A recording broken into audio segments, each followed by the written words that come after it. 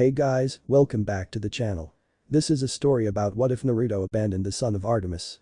Before I start, please support for more amazing content and do consider subscribing to my channel and share this video with your friends. This is written by WINDSTORM16 and link in description and support writer. Let's start the video. How I let Bianca talk me into coming to this, I'll never know. Thought a 14-year-old boy as he leaned against a wall while trying to block out the chattering of the other students and the music playing. The boy had dark black hair that spiked in all directions, dark blue eyes, lightly tanned skin, and 3 unique whisker-like marks on each cheek. He was wearing white boots, black pants tucked into his boots, a brown fur belt, a black shirt, a black leather jacket, a gold and green earring in his left ear, and a silver ring on his right index finger. This was Naruto Uzumaki, a student at Westover Hall Military Academy. At the moment, Naruto was attending a dance being held in the gymnasium, though not by choice. His friend Bianca D'Angelo, who was 13 years old, had made him come with her and her brother Nico, who was 10 years old, something Naruto had initially refused since he hated large crowds. He had met the D'Angelo siblings not long after he had been enrolled in Westover, with them become great friends during their time together. Which was surprising, given Naruto wasn't used to having friends, preferring to be on his own, or due to the fact that he doesn't stay in school long enough to make friends before being expelled. It's not his fault that he seems to attract assholes that can't back up their talk. But meeting Bianca and Nico had been really nice, with Nico being a curious kid, always asking questions. Along with being obsessed with pirates and mythomagic, the latter of which Nico tried teaching Naruto to play, keyword being tried. I swear, I'd have an easier time solving a Rubik's Cube blindfolded. Naruto thought, since half of the rules of the game went completed over his head and the other half just didn't make sense. Though Naruto did help Nico collect the figurines for the game, even managing to track down the rare Hades figure that Nico had wanted. As for his friendship with Bianca, Naruto would be lying if he said he didn't feel a little closer to her than with Nico. She was just a genuinely nice person who loved her little brother and protected him.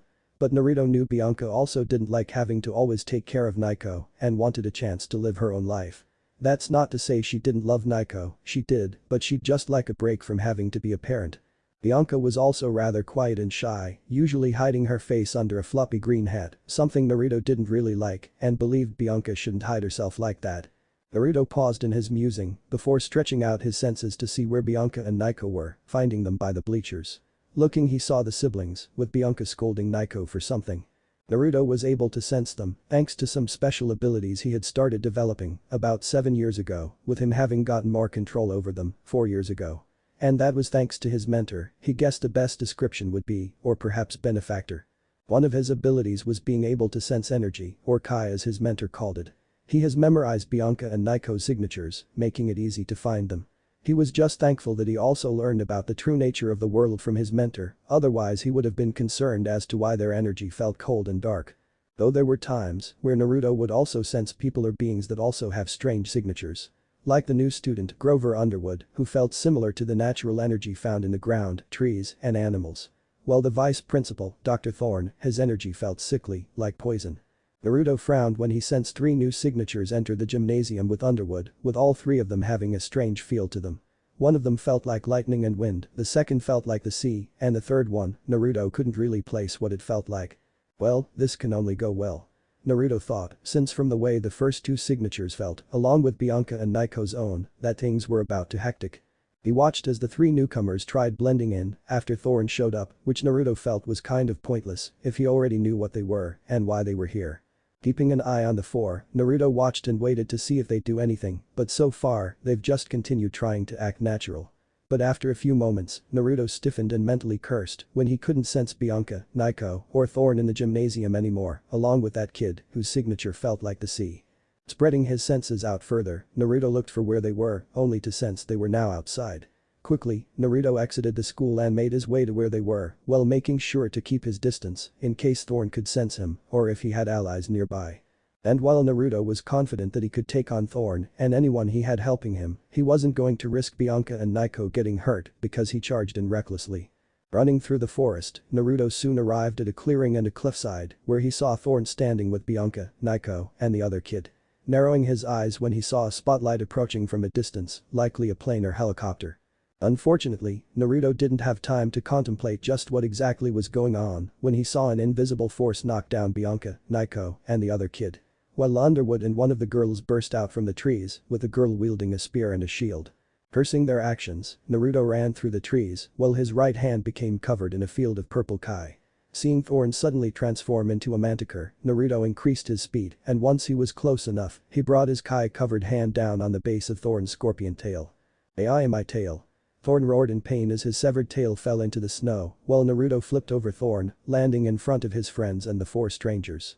"Naruto," Bianca said, shocked at his sudden appearance and his hand being covered in that stranger energy, which didn't help with everything else that's happening. "Oh man, that was so cool," said Naiko, momentarily forgetting about the danger they were in favor being amazed and excited at what Naruto just did. "Hey Bianca, Naiko. Are you guys alright?" Naruto asked. "Why yeah, we're fine." Completely and utterly freaked out, definitely, said Bianca before Andromeda stepped in front of them, pointing her sword at Naruto, believing he was an enemy. "Who are you?" demanded Andromeda, wary of who this guy was and his strange abilities. Raising a brow at his question, Naruto pushed the sword away with a finger, not in the mood to be questioned by this kid. "I'm the guy who just saved your asses after rushing blindly into a situation you knew nothing about," said Naruto, directing the latter part at Grover, Annabeth and Thalia, who winced at the accusation, knowing it was true. "Besides, you should still be more concerned about Thorn and Helicopter currently pointing missiles at us." Speaking of, Naruto said, turning back to Thorn, who growled and glared at him in hatred for cutting his tail off. "Uzumaki. I knew should have killed you before." Thorn snarled, having sensed something off about Naruto, but knew he wasn't a demigod, so he left him alone, not believing he was a threat and not to blow his cover. A decision he was now regretting. "Please, if you tried attacking me, you'd simply have died sooner. Now then, tell me what you were planning to do with Naiko and Bianca, or I'll start cutting other parts off," said Naruto, smirking darkly as he held up his god split cut while Thorn scoffed at his threat, believing the brat simply got lucky before. "You forget I'm the one with the helicopter, armed with missiles," retorted Thorn smugly, believing he had the advantage in terms of power. "What helicopter?" Naruto said, still smirking. "What are you, stupid boy? That heli—" Crack. Everyone looked in shock as Naruto swung his hand, unleashing an energy blade that sliced through the ground and traveled straight towards the helicopter, cutting it straight down the middle. They watched as both halves slowly slid apart before it immediately exploded, with the wreckage falling into the ocean below. "All I see is scrap metal," stated Naruto, smirking wickedly at Thorn's shock and now growing fear. "Addis," Thalia muttered, amazed at what she just saw. "Now then, about those answers I wanted," said Naruto, approaching Thorn, who unconsciously stepped back but quickly growled and buried the fear at what he just witnessed. "I don't need those pathetic mortals to kill you, boy," Thorn roared, leaping at Naruto to tear him apart, the teen not looking concerned in the slightest. "Then you can die as well," Naruto stated before aiming his palm at Thorn and created a golden energy ball with a black core. Before Thorn could even think of dodging, Naruto fired the black power ball at him as a large beam which consumed the manticore, erasing him entirely. With both the nuisances taken care of, Naruto turned back to his friends and the four strangers, with the demigods and Satyr tensing in case they had to fight this guy. Though they didn't make a move to attack, feeling like they'd be completely and utterly outmatched, especially after seeing what Naruto just did. "Can some please just explain what is going on?" Bianca shouted as the stress and madness of everything happening around her became too much, and right now, she just wanted a straight answer of what's happening. Before anyone could say anything, Naruto tensed before grunting when a silver arrow was suddenly shot through his shoulder. Bianca gave a short scream at seeing her friend get shot, with Naiko gasping in shock. While the others looked to where the arrow came from, only to see a dozen young girls, the youngest being around 10 and the oldest being 14, all of them wearing silver ski parkas and jeans armed with bows. They also glared at Naruto for some strange reason, at least to Andromeda, while Thalia, Annabeth and Grover knew who the girls were. "The hunters," Annabeth said, shocked and worried about what they just did. "Oh great," muttered Thalia, now annoyed at her least favorite group's appearance. Even worse was the fact they likely just made an enemy out of an unknown force with strange and powerful abilities. "Okay, now I'm pissed," Naruto stated, breaking off the arrowhead and pulling the arrow out of his shoulder, while the hunters all aimed more arrows at him. "I will be silent, boy," spat one of the girls that looked like a Persian princess and wearing a silver circlet, glaring at Naruto as if his mere existence offended her. "So, the boy is merely ignorant. As to be expected from a mortal," said another girl, possibly either 12 or 13, before Naruto scoffed. "Well, the boy is standing right here. And no, I'm not ignorant, I know who you are, Artemis, goddess of the moon, and your merry band of Girl Scouts. I'd say it's an honor, but I'd be lying, that and the fact you just shot me." Naruto said, with Andromeda, Thalia, Annabeth and Grover being surprised that he knew who they were, while Bianca and Nico were only more confused. The hunters, however, glared harder at Naruto for saying their patron's name, while Artemis narrowed her eyes at his knowledge. Not to mention those strange abilities he seemed to possess. "If you know who I am, boy, then you'll know it's in your best interest to do what I say," Artemis said, knowing her father would want this stranger brought to Camp Half-Blood to be watched rather than be allowed to roam freely. "Is that right?" Naruto asked, smirking, while Artemis giving him a warning look. "Yes or else," retorted Artemis, Naruto's smirk widening before he looked at the arrow previously in his shoulder. "Here's my response to that," Naruto said before suddenly vanished in a burst of speed, shocking everyone. With their shock only growing when Naruto reappeared in front of Artemis and buried his fist in her stomach, making the goddess double over in pain and in shock before she went flying back towards the trees. "Lady Artemis." Zoe cried out in worry for her patron before glaring murderously at Naruto. Without hesitation all the hunters began firing arrows at Naruto, who was now prepared for the attacks and managed to catch every arrow they shot at him. Naruto then threw the arrows right back at them, cutting their bowstrings. With their bows damaged, the hunters pulled out their hunting knives and charged Naruto together. Though well they had the advantage in numbers and had enhanced physical abilities granted to them by Artemis, along with their training, Naruto had them outclassed in every category. Ducking and dodging the stabs and slashes, Naruto waited for his chance to strike back. Once he saw it, he grabbed one of the hunters by the arm and brought his elbow down on her shoulder, dislocating it before grabbing her by her collar and throwing her back towards the forest. Ducking under two more hunters' knives, Naruto maneuvered behind them and smashed their heads together, taking them out. Naruto then turned around and blocked Zoe's knives with his finger, with the hunter glaring at him heatedly for attacking her sisters. Only to gasp in pain when Naruto lifted his leg and slammed his foot into her stomach, sending her flying into a tree. Sensing danger, Naruto activated his god split cut and blocked Artemis's own hunting knives, with the goddess glaring vengefully at him. "You'll pay for attacking my hunters, boy," Artemis growled while Naruto smirked at her tauntingly. "Attacking is such a strong word. I prefer defending myself," Naruto replied, which only seemed to anger Artemis further. "Defending yourself? You attacked me first and they retaliated," retorted Artemis while trying to force Naruto back with her knives, only for him to not even budge. "No, you shot an arrow at me first, unprovoked I might add, and I attacked you in kind. I only attacked your hunters after they shot more arrows at me, and if you noticed, they attacked to kill me, whereas I only incapacitated them," stated Naruto. "You broke Phoebe's arm," Artemis shouted. "Would have preferred I break her neck," Naruto replied, now starting to look bored, increasing Artemis's anger that she's using all her strength and yet he's not showing even a hint of being strained. She had even transformed into her adult form, but it still did nothing. "Besides, if you should blame anyone, blame yourself. You're the one who recruited those girls, who are barely teenagers, into a group where they go off hunting dangerous monsters on a daily basis. If anything, you should be grateful that I only fought to knock them out. I'm sure there are plenty more things out there that'd prefer brutally killing them while you watched," Naruto added, furthering Artemis's anger even more at the fact he was right about her hunters facing dangerous monsters every day. The only reason they remain safe is because of her presence, but there's always the chance of them dying on their own when she's not around to protect them or if she herself sends them out on hunts. "Also this is getting boring, so I'm ending this farce," said Naruto turning serious for a moment before to Artemis's shock, Naruto forced his hand down slicing straight through her knives. Using her shock, Naruto swept Artemis's feet out from under her before placing his hand at her throat. "Now you know who I am and it'd be in your best interest to leave," Naruto said, using Artemis's own words against her. Though Naruto then heard the sound of an arrow cutting through the air. Tilting his head, Naruto allowed the arrow to fly past him, only for his eyes to widen when he saw the arrow was flying straight towards Bianca and Nico. "Damn it." Naruto cursed mentally, speeding in front of the siblings, grunting in pain as the arrow stabbed into his left side. "Naruto? Are you alright?" Bianca asked, freaking out over seeing him be shot again, this time protecting her and Nico. Before Naruto could respond though, he noticed the arrow started glowing, making his eyes widen before quickly jumping away. Just in time as the arrow suddenly exploded while still stabbed inside of him. The aftermath caused Bianca to scream in horror, Thalia's eyes to widen in shock, while Andromeda, Annabeth and Grover turned green in horror, with Annabeth thankfully covering Nico's eyes to prevent him from seeing it.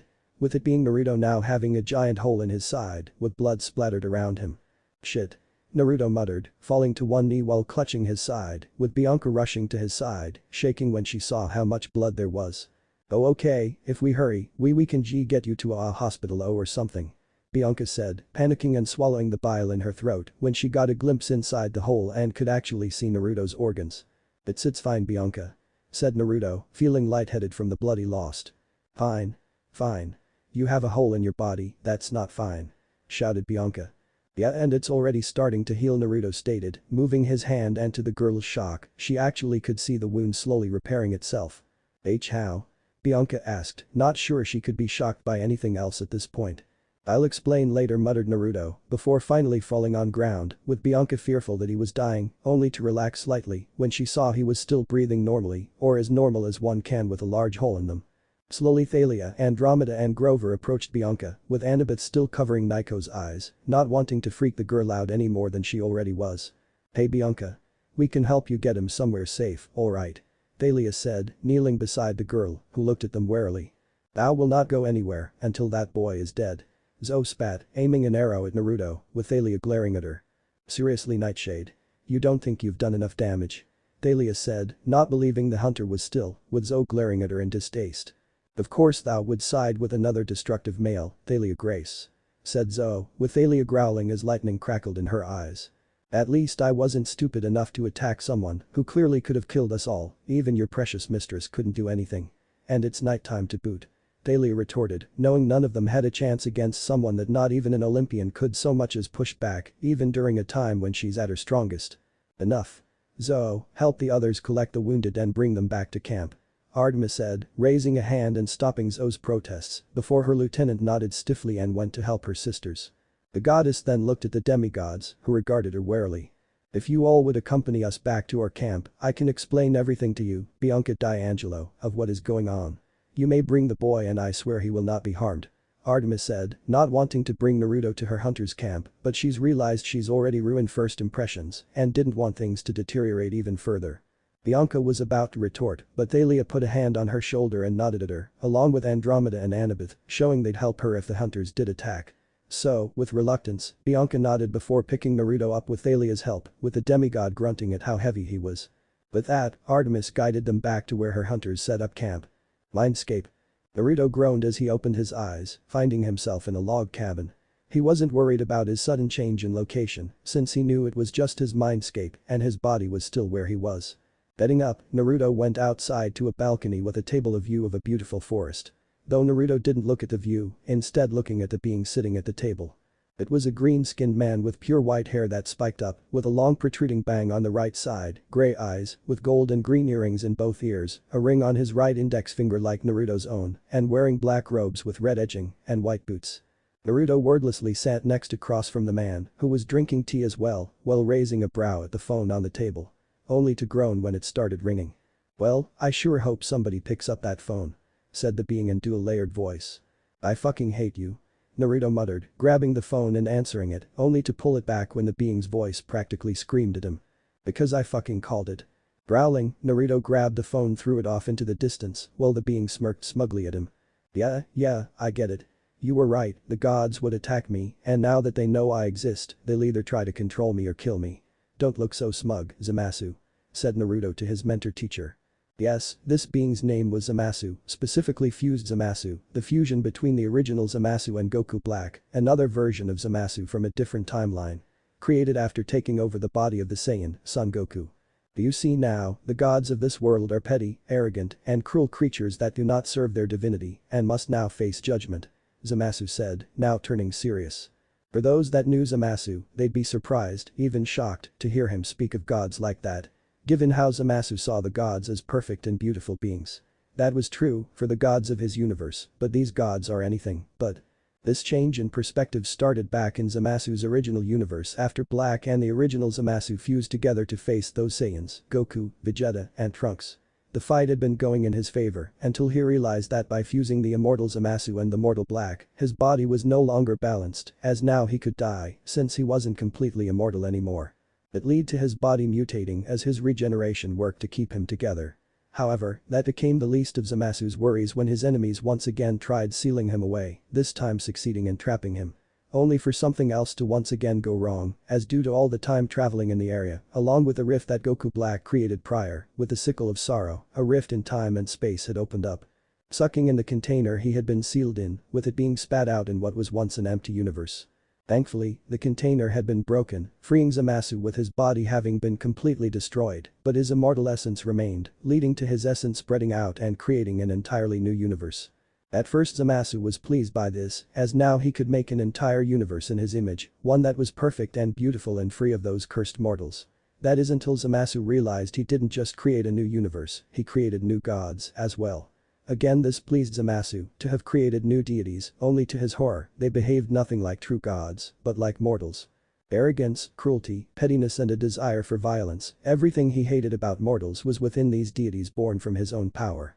It only became worse with the titans and then even worse with the gods themselves.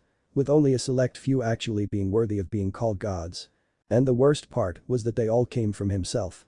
It was a bitter pill for Zamasu to swallow, that these arrogant creatures that were worse than even the cruelest of mortals came from him, or chaos, the primordial of the void, as they've all come to see him as. None of them actually knowing about Zamasu himself. And as time passed, with each cruel and horrific action done by the gods, Zamasu became more cynical and believing that his utopia was impossible to achieve. But he also observed the mortals themselves and saw that, not all of them cruel heartless abominations as he originally believed. They were capable of kindness and desiring peace. It was at this realization, Zamasu created a new plan, like the Zero Mortal plan. Only rather than exterminating all mortals, he would eliminate all those who are evil, cruel and twisted, while leaving those that truly deserved to live in his utopia. Unfortunately, as he was simply a shapeless formless void now, Zamasu needed to find a champion to execute his will, to bring true justice onto his universe. And he found the perfect one, in Naruto. Though at first, Naruto didn't really care about helping Zamasu achieve his plan, not really caring what the gods did. This didn't deter Zamasu though, instead he still trained Naruto and simply waited for him to realize the truth for himself. That he would never get to live in peace if and when the gods discovered his existence. Was it an underhanded tactic, perhaps? But Zamasu also knew that sometimes, someone needed to experience something firsthand to understand the situation. And now Naruto has, with his encounter with Artemis. So, what do we do now? Naruto asked. Even how you aren't dead yet, it's likely Artemis will force you to go Camp Half-Blood, something that will aid us immensely. It will give you a chance to gather recruits among the Olympians' own children. Once you show them the true nature of their parents, they will join us in creating a better world.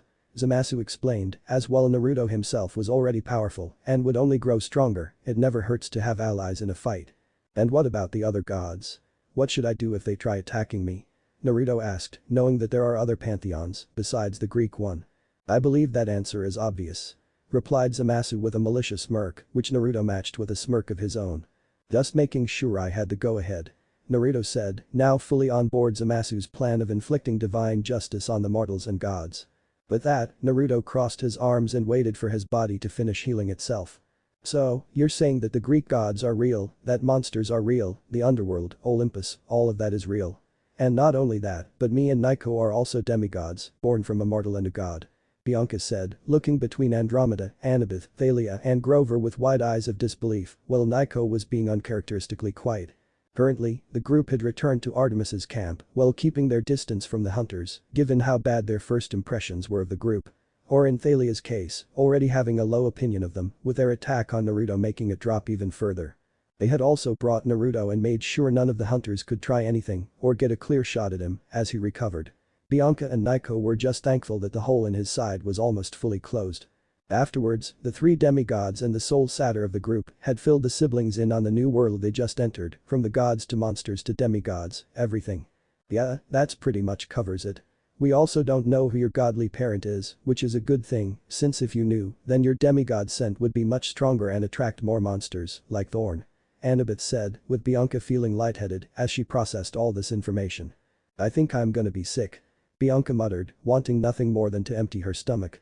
Normally, she would deny everything she just heard, calling these people crazy and grabbing her brother to get as far away from them as possible.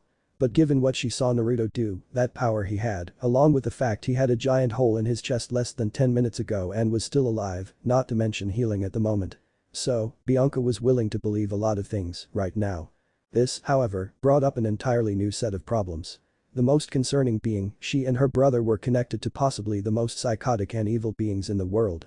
Given Nico's obsession for mythmagic, Bianca figured it'd be a good excuse to learn more about Greek history and myths.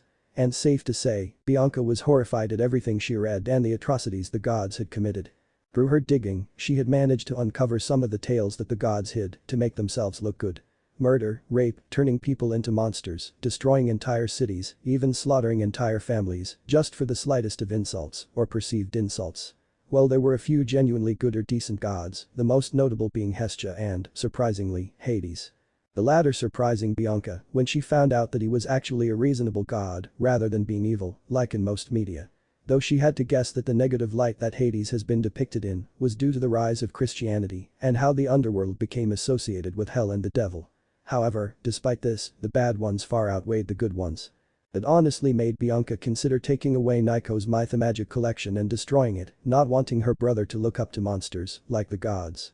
But she also didn't want to destroy his view of his favorite game, so she held her tongue and smiled as Nico played his game, while making sure he never found out how horrible the beings it was based on really were.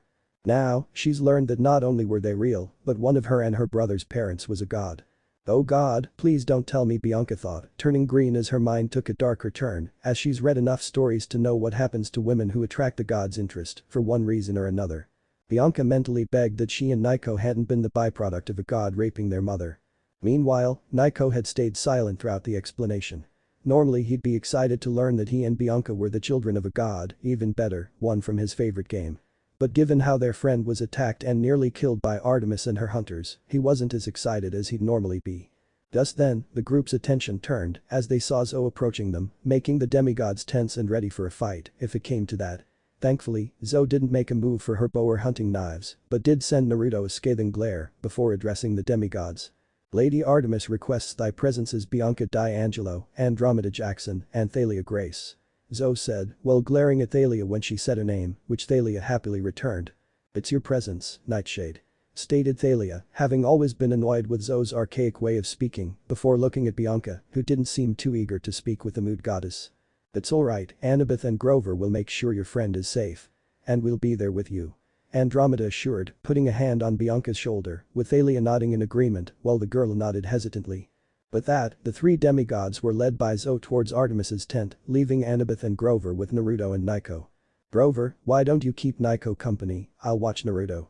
Said Annabeth, with the satyr nodding, before approaching the boy and asking him about his game, making Nico perk up as his mood soon brightened before he happily started explaining mythmagic to the satyr. Seeing they were now occupied, Annabeth smiled at that, doing the trick and cheering Nico up before glancing at Naruto while having to fight down a blush as she admired his looks. Given that she was now more focused on him and not his powers, and Annabeth had to admit that he was rather handsome. While she was an experienced demigod, Annabeth was still a teenage girl with hormones, and she could appreciate a good-looking guy like Naruto. Though her attention was inevitably drawn to his whisker marks. Are those real? Annabeth wondered as she looked at them, wondering if they were real or just tattoos. Curiosity getting the better of her, Annabeth slowly reached over to touch Naruto's whiskers, only to quickly retract her hand when she saw he was coming too. Groaning, Naruto rolled his head around, cracking his neck. Sitting up, the first thing Naruto saw was Annabeth staring at him. Take a picture, it'll last longer. Naruto said, before moving his jacket and shirt to see the hole in him was now fully healed. Sorry. I didn't mean to stare, but given what we all saw you do. Can you blame me? Annabeth said, quickly. I guess not, since I doubt it's every day you meet someone with powers like mine or be able to take out a goddess as easily as I did. By the way, we weren't properly introduced, I'm Naruto Uzumaki. Naruto said while holding out his hand. Annabeth Chase. Annabeth replied, grabbing Naruto's hand, only to be surprised when he kissed it. Pleasure to meet you, Annabeth. Said Naruto while smiling at her. Since they were no longer in immediate danger, Naruto took the time to look Annabeth over. She was the same age as Bianca, or perhaps even his age, with long curly honey blonde hair, put in a ponytail, tanned skin, a slender and athletic body, and captivating storm gray eyes that shined with curiosity and intelligence. Her attire consisted of black boots, navy blue jeans, an orange camp half-blood shirt, and a gray jacket over it. She also had a necklace with several clay beads and a college ring on it. All in all, Naruto would say Annabeth was just as beautiful as Bianca. Right. Annabeth stuttered with a light blush, not used to such gestures. So, you're a demigod? Naruto asked, curious to know whose child Annabeth was, since he couldn't figure it out from her energy, as it didn't have a unique feel to it, like Bianca's and Nico's. Yeah, a daughter of Athena. What about you, are you a demigod? Asked Annabeth, wanting to know if Naruto was another demigod. But if he was, then who was his godly parent to grant him such powers? It was also possible that he could be the child of a titan or maybe even a primordial to have such powers and the strength to subdue Artemis, an Olympian. Especially at night when she was at her strongest. Nope, not a demigod. I'm a mortal. Naruto answered, smirking at Annabeth's confused look. Mortal? That could mean a lot of things. So, what are you? Asked Annabeth, knowing he definitely wasn't an ordinary human. Beautiful and smart, asking me what I am. And that is a question that comes with a very long story. Said Naruto, with Annabeth blushing again at being called beautiful. And? Are you going to tell me? Annabeth asked, eager to learn more about him and what he could do. Perhaps I'll tell you someday. But that day isn't today. Naruto replied, with Annabeth pouting at not getting to learn more about him. Okay, what about your powers? I know it was energy manipulation, but I'm not sure what kind, exactly. Said Annabeth, knowing some demigods could manipulate types of energy, depending on who their godly parent is, usually children of Hecate, who are able to use magic. Annabeth gasped in amazement when Naruto created a black power ball in his hand, with the demigod looking at it in fascination. Though still keeping her distance, remembering what the attack did to Thorn. It's not energy, at least like you know it. It's called Kai, it's also called latent energy or fighting power, which directly translate to life force. Kai is a tangible energy within all living things, and with the right training, it can be drawn out and used for a variety of attacks and techniques, like my black power ball and God split cut, along with my other attacks. It can also be used to enhance one's strength, speed, endurance, and even achieve flight. The person's Kai can also be increased with more training to surpass their physical limits, but it also requires Kai control, as the more Kai a person has, the harder it is to control. Naruto explained, with Annabeth listening intently, amazed at what one could do with Kai. You said Kai is in all living things. Does that mean I'd be able to use Kai? Annabeth asked, excitedly at thought of having such abilities. With the right training, yes. Answered Naruto. Would you be able to teach me? Asked Annabeth, hoping he'd teach her, as it'd be much easier if she had someone who could already use Kai, teach her how to draw out her own. I'll think about it. Naruto replied, seeing this as a good chance to get closer to Annabeth and her friends, and a better chance of turning them against the Olympians. Before they could say anything else, they both felt a sudden spike of power coming straight from Artemis's tent. With Naruto immediately taking off running when he sensed Bianca was inside. Earlier Artemis's tent. Once the three demigods had arrived at Artemis's tent, the goddess had Andromeda, Thalia and Bianca sit down across from her, while Zoe sat down next to her mistress. Afterwards, Andromeda and Thalia remained silent and just listened as Artemis began telling Bianca about the supernatural world, with the explanation basically being the same as their own, with a few additions here and there. During the explanation, Andromeda and Bianca did take the time to really look at Artemis, who was still in her adult form. She had long silver-white hair, held up by an icy blue headband with white swirling designs, while a few strands that framed her face, moonlight pale skin, eyes that were a mix of pale blue, silver and periwinkle, with narrow pupils.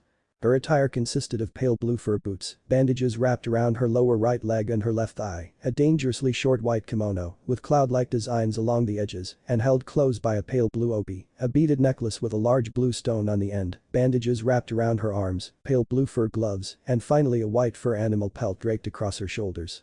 Now then, I wish to make you both an offer, Bianca D'Angelo and Andromeda Jackson. Artemis said, with Thalia scoffing as she knew exactly what the offer was and was glad that she wasn't included. Her answer hasn't changed from the first time, and now it's definitely not going to change after the stunt the hunters had just pulled. What offer? Bianca asked, doubting she'll accept it, but was at least trying to be cordial. The chance to join my hunters, to hunt by side for eternity, to remain maidens forever and reject love for as long as you live. Artemis said. It is a great honor, devoting oneself to Lady Artemis, living with your new sisters, and swearing off males. Thou would be granted eternal youth, to live forever and hunt. Added Zoe, wanting to convince them to join the hunt. No. I'm fine at camp. Andromeda answered, refusing the offer, given not only would that mean she'd have to watch as her friends and loved ones died while she still lived, but after what just happened, she didn't feel too eager to join a group of trigger-happy hunters. That camp is filled with nothing but fools and children.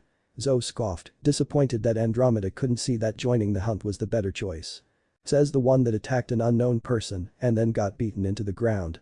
Andromeda retorted, with Thalia smirking at her cousin's comeback, while Zoe growled in anger at the reminder of their humiliating defeating by that male. We thought the boy was an enemy and reacted accordingly. The only mistake was not aiming to kill. Zoe said, seeing Naruto's attack against them as proof that he was an enemy. Yeah, cause that worked out so well afterwards with that magic arrow. If anything, that may just make him attack you with the intent to kill, this time. Stated Thalia, since Naruto was currently healing from having a fucking hole in his side, she doubted that regular arrows would do anything. He'd probably be more pissed off than hurt. It is clear thou have not learned your lesson in trusting a destructive male, Thalia Grace. And it is disappointing thou are rejecting Lady Artemis's generous offer Andromeda Jackson, choosing to stay at that camp. Zoe retorted, with both girls glaring at her for the insults. At least at camp, we don't randomly attack people, believing they're enemies. And I doubt Bianca would want to join either, since it was her friend you shot and tried to kill. The best place for her and her brother is Camp Half-Blood. Retorted Andromeda. Thou should not speak for others. Shut up.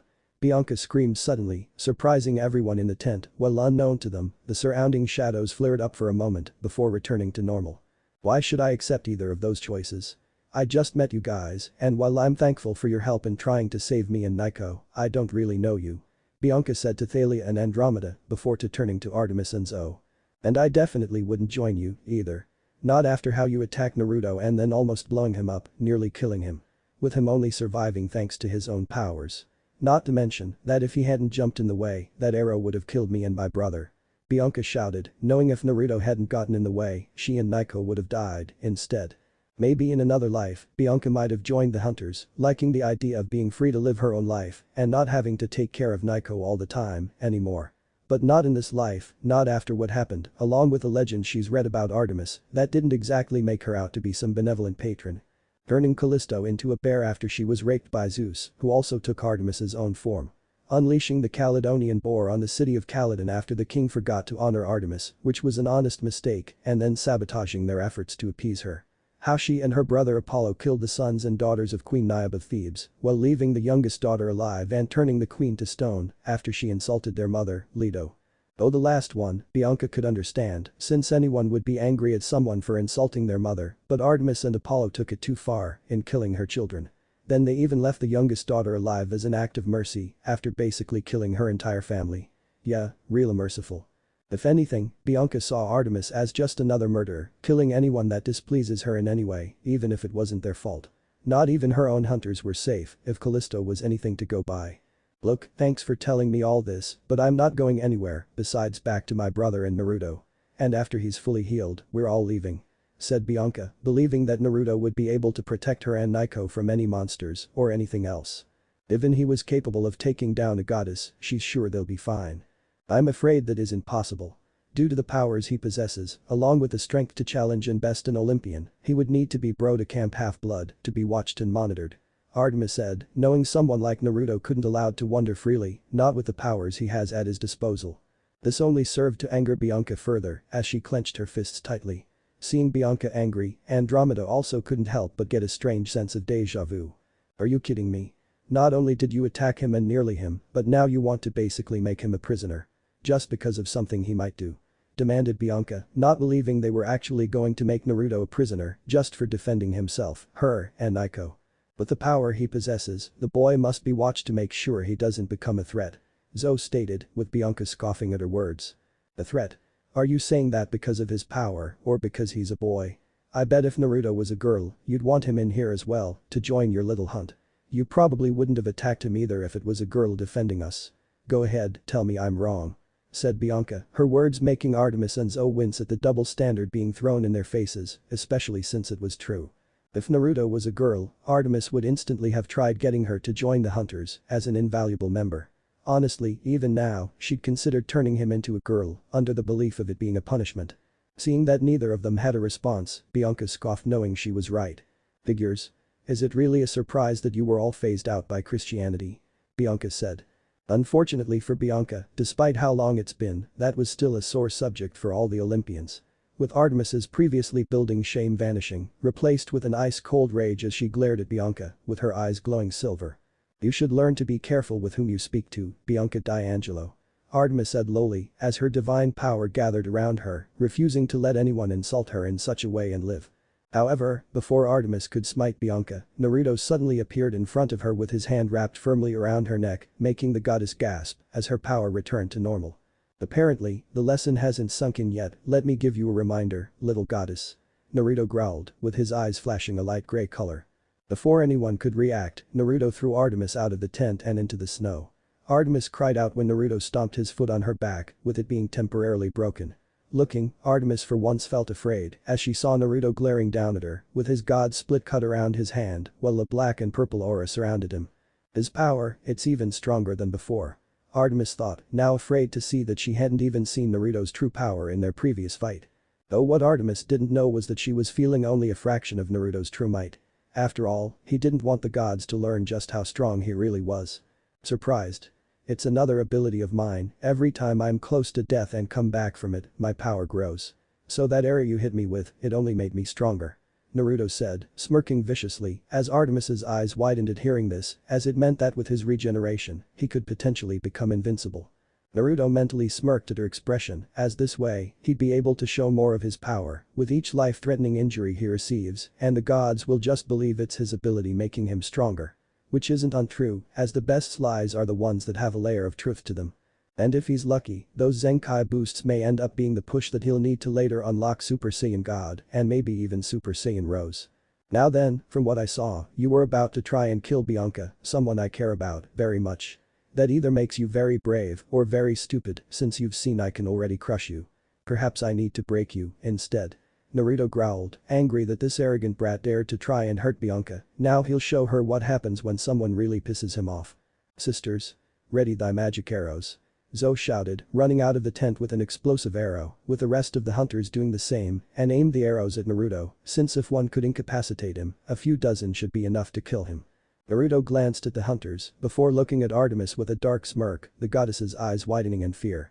No, don't, Artemis shouted, hoping to stop her hunters from making a mistake that would cost them. Fire. Zoe shouted as she and all the hunters fired their arrows at Naruto. Unfortunately for them, Naruto was ready this time as he held out his hand, stopping all the arrows in midair with his telekinesis, shocking everyone. Only for the hunters and Artemis to be horrified when Naruto shot the arrows right back at them at a double speed. This resulted in the arrows punching straight through their bodies, thankfully in non-lethal areas, but still inflicting plenty of pain. These were the lucky hunters, the unlucky ones were the hunters that had arrows impaled in them, which exploded not a moment later. No. Artemis screamed in horror at seeing her adoptive daughters be killed and injured, with it getting even worse when the rest of the arrows exploded, sending shrapnel everywhere. Resulting in even more hunters being either killed or injured by the explosions and shrapnel. Naruto looked around at the resulting destruction and death before looking at Artemis, with the goddess looking grief-stricken as tears fell from her eyes. What have you done? Artemis said, horrified at seeing more than half of her daughters being dead, with the rest being critically injured, as their pain-filled cries cut into her heart. What have I done? No, this isn't on me, this is on you for threatening Bianca. This is what happens when someone tries hurting the people I care about. This is the consequences because you decided to be smite happy. Though is it really a surprise that once again, your precious hunters pay the price for your arrogance, goddess? But I suppose you aren't really a goddess, you're just a pathetic brat. Naruto mocked before grabbing Artemis and tossing her over to her hunters, the ones that weren't dead anyway. Humming out of the tent, Bianca, Andromeda and Thalia winced and looked sadly at the destruction and death. But while it was sad, they knew that Artemis and the hunters only had themselves to blame with how they tried to kill Bianca and Naruto. Again, in terms of the latter. We'll be going now, Moon Brat, but don't worry, I'll still go to Camp Half-Blood. But not because you think you can make me, it's so I don't have to worry about any Olympians being on my tail. Naruto said before walking away, with the 3 demigods following after him to rejoin Annabeth, Grover, and Nico. I apologize that you 3 had to see that, but when it comes to protecting my loved ones, I get less merciful to those that threaten them. Said Naruto while looking at Bianca, who looked away with a faint blush before glancing at Thalia and Andromeda while taking in their appearances. Thalia looked to be a bit older than him, perhaps 15. Having spiky black hair that reached down to her neck with 2 bangs on each side of her face, a blue highlighted bang and a blue thunder hairpin that he swore glowed. All of which made her blue eyes stand out like a couple of lightning-filled sapphires on her pale but beautiful face. As for her clothing, she wore a short-sleeved black shirt with blue lightning on the front, a sleeveless fishnet shirt, while having a black leather jacket worn over them that also had blue lightning on it, along with having both a white interior and borders. All of which was short enough to expose her midriff. On her arms, she wore a pair of fishnet arm sleeves that started her mid-upper arms and stopped just short of her black fingerless, which has steel-knuckled gloves, along with blue lightning on them, as well. On her lower body, she wore dark gray jeans with a belt that had a blue lightning lock, blue socks and black steel-toed hunting boots. Andromeda was around his age, with long black hair at the top that changed to violet tips at the bottom, with large green eyes akin to emeralds that shine through her pale skin, wearing a dark blue long-sleeved jacket over a gray hoodie, a violet t-shirt underneath, a blue skirt that hid her black sports shorts and lastly violet socks, worn under a pair blue and white running shoes. Well, at least I know that the gods are capable of creating true beauty. Naruto thought, seeing as Andromeda, Thalia, Bianca and Annabeth were stunningly beautiful girls and knew they'd only grow more so with time. It's fine, well it's sad they died, they brought it upon themselves. Thalia replied, knowing he was simply defending his friend and himself, if she could do what he did, she'd do the same if she were in his position. Yeah, they can only blame themselves. Added Andromeda, as like Thalia, she would have done the same if she could, if she was in Naruto's position. Indeed. By the way, I'm Naruto Uzumaki. Said Naruto, holding out his hands. Thalia Grace. Thalia introduced, while shaking his hand. Andromeda Jackson, Annie for short. Said Andromeda, as she did the same. Both girls were then surprised when he kissed their hands, like he did with Annabeth, and smirked at them. A pleasure to meet you Thalia. And you too kid. Naruto said, Thalia quickly taking her hand back and stuffing them in her pockets, while Andromeda felt annoyed at being called kid. My name's not kid, it's Andromeda. Said Andromeda, while holding her head up high. Only to gulp when Naruto walked up to her, making her back away until her back hit a tree. Andromeda looked up at Naruto, stared at her intensely, making the girl blush under his gaze. So then, should I call you Brat, like with the so-called moon goddess? Naruto asked, while smirking. Hi kid it is then. Said Andromeda, before quickly slipping past Naruto to rejoin Thalia and Bianca. He's staring at your butt. Thalia said with a small smirk. This made Andromeda walk faster with her face burning red. All while Thalia snickered at her embarrassment, while Bianca gained a strained smile. Oh Bianca, I think you and Thalia have nice asses, as well. Naruto said, making the two demigods blush, before quickly walking away. Next day. Naruto stood with the demigods, the Soul Satyr, along Artemis and her hunters, the latter group being in a somber mood, after they had been forced to bury and mourn their dead sisters. Most of them were also wrapped in bandages from their injuries. Currently, they were all waiting for Artemis's brother, Apollo god of the sun, to arrive and take them to Camp Half-Blood. Normally Artemis and her hunters would have left by now, but most of them needed proper medical attention, which they could get at Camp Half-Blood. While Artemis was going to keep an eye on Naruto, at least until a meeting was held. Finally, the sun began to rise, accompanied by a bright burst of light on the horizon and an intense heat. Cover your eyes, unless you want to be blinded. Naruto said, with the demigods and hunters looking away. The light and heat became more intense, with each passing moment, with the demigods feeling like they were melting from the heat. Then, without warning, the light suddenly vanished, allowing them to look again. The first thing they saw was a red convertible Maserati spider, with the metal glowing from the intense heat. They also saw the snow had melted in a complete circle around the car. Out from the car stepped Apollo, with golden blonde hair, a bright smile, and dressed in casual clothing. Lil sis. Apollo said, smiling widely at his sister, only to frown when she didn't react like she usually did, in fact, she didn't even seem to react to his presence. The reason became clear when Apollo saw Naruto, making the sun god glare at him, having heard of what he did to his sister and her hunters.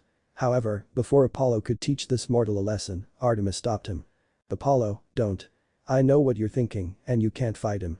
He's already overpowered me at night, so he'll do the same to you, even though it's daytime. Please just take us to camp. Artemis said, looking at her brother with pleading eyes, knowing if he tried attacking Naruto, then it was likely he wouldn't survive.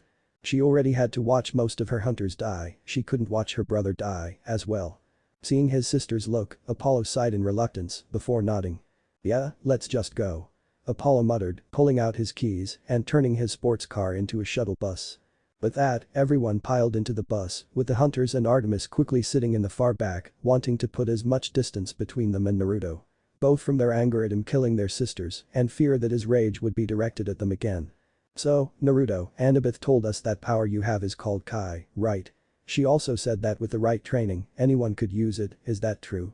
Thalia asked, after Apollo started driving, both eager to learn if she could use Kai and wanting to distract herself from the fact she's currently miles up in the air. Naruto gave Annabeth a dry look, with the girl chuckling sheepishly, before sighing as he created his god split cut. Yes, my power is called Kai, and yes, with the right training, anyone could use it. Naruto said, much to their amazement that they might be able to use Kai. That is so cool. Oh, what else can you do? What about energy blasts? Could you form weapons with Kai? Naiko asked, excitedly. Easy Naiko. You can do lots of things with Kai. Yes, I can perform several energy blasts, and while I can't show you at the moment, I can extend this into a sword," said Naruto, knowing to use that variation, he'd have to transform, and doing that right now would like result in everyone dying. "And you'd be able to teach us how to use it?" Andromeda asked, interested in the idea of using Kai, as it'd definitely help her with how terrible her luck is. "Yes, I can teach those of you that are interested how to use Kai. But be warned, the training will be brutal, and I don't hold back," said Naruto, while smirking wickedly, unnerving them a little, but none of them backed down, since the prospect of using Kai was too tempting. Finally, it wasn't long until the bus arrived at Camp Half-Blood, with Apollo landing just outside the big house, where Chiron and Mr. D were waiting for them. "Sup Chiron, bro?" Apollo greeted his former student and brother. "Lord Apollo, Lady Artemis, it's an honor to have you here," Chiron said, while smiling at the twin archers. "Is that the boy?" Mr. D asked, glancing at Naruto, both of them having been informed of the unknown who'd be brought to camp. "Yes, that's him. Dionysus, I know you don't like heroes or the campers, but please, for all of our sakes, do not anger him," Artemis warned quietly, knowing Mr. D wasn't one to hold back from insulting people, but they couldn't risk angering Naruto any more than she already has. Mr. D nodded slowly, seeing how serious the situation was if Artemis herself was telling him not to anger a boy, of all people. Just then, they heard a gasp and quickly looked, only for them to be shocked when they saw a symbol floating above Bianca's and Nico's heads. The symbol being a black and gold helmet, the symbol of Hades. Shaking off his shock, Chiron raised his arms, while the campers all bowed nervously at there being two children of the Lord of the Underworld at camp. "It has been decided. God of the dead and riches, Lord of the Underworld. Hail Bianca D'Angelo, daughter of Hades. Hail Nico D'Angelo, son of Hades," Chiron declared, with Bianca and Nico looking up in shock to learn who their father was. "Our father is Hades," Bianca muttered, while feeling relieved at this knowledge, since from all the stories she's read, Hades was one of the few gods that never raped a woman and, in fact, hardly ever cheated on his wife, Persephone. So, it's a relief that he's their father, rather than one of the crueler gods. And isn't that ironic, being relieved her father was Lord of the Underworld? Just then, everyone felt the ground shaking, before down by the cabins, as the ground split open between cabins 1 and 3, with a new cabin rising up out of the ground, accompanied by the wailings of souls, as a jet black stone cabin appeared. The 13th cabin, the Hades cabin. However, the shock didn't end there, as not a moment later, a bright glowing white infinity symbol appeared over Naruto's head. This made Chiron, Mr. D, Artemis and Apollo pale at realizing what this meant, while the campers looked confused, not knowing the symbol. "Yo young man, WHWH what I is yo your name?" Chiron asked, unable to hide the tremble in his voice. "My name is Naruto Uzumaki, champion of the primordial of the void, chaos," said Naruto loudly, shocking everyone to hear that the first primordial had taken a champion, with a few campers also freaking out. This was something Naruto and Zamasu had decided while he was unconscious. As well, such a move would make the Olympians more wary of him, it'd also mean they'd be less likely to try something, as well. Unless they wanted to incur the wrath of the first primordial. "Sis, D," Apollo said, sensing they were being called to a council meeting. Artemis and Mr. D nodded before the three gods vanished to Olympus. "Well, I suppose you two should go get situated in your new cabin," said Naruto, while planning to make his own home in Camp Half-Blood, as he had no desire to stay in any of the Olympian cabins. Olympus. Meanwhile, in the Olympus council chambers, the 12 Olympians had all arrived, with even Hades being present. With Hestia tending to the hearth, as usual. "Hades. Explain yourself, why have you broken the oath?" demanded Zeus, glaring at his brother, a glare Hades matched. "You forget, brother, both Nico and Bianca were born before that oath was made, remember? You tried striking them down with lightning, and if not for my intervention, they would have died with their mother," retorted Hades, glaring at his younger brother darkly, still angered at Maria's death.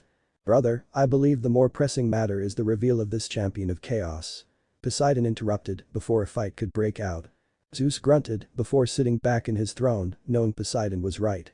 The reveal of chaos having a champion was far more concerning.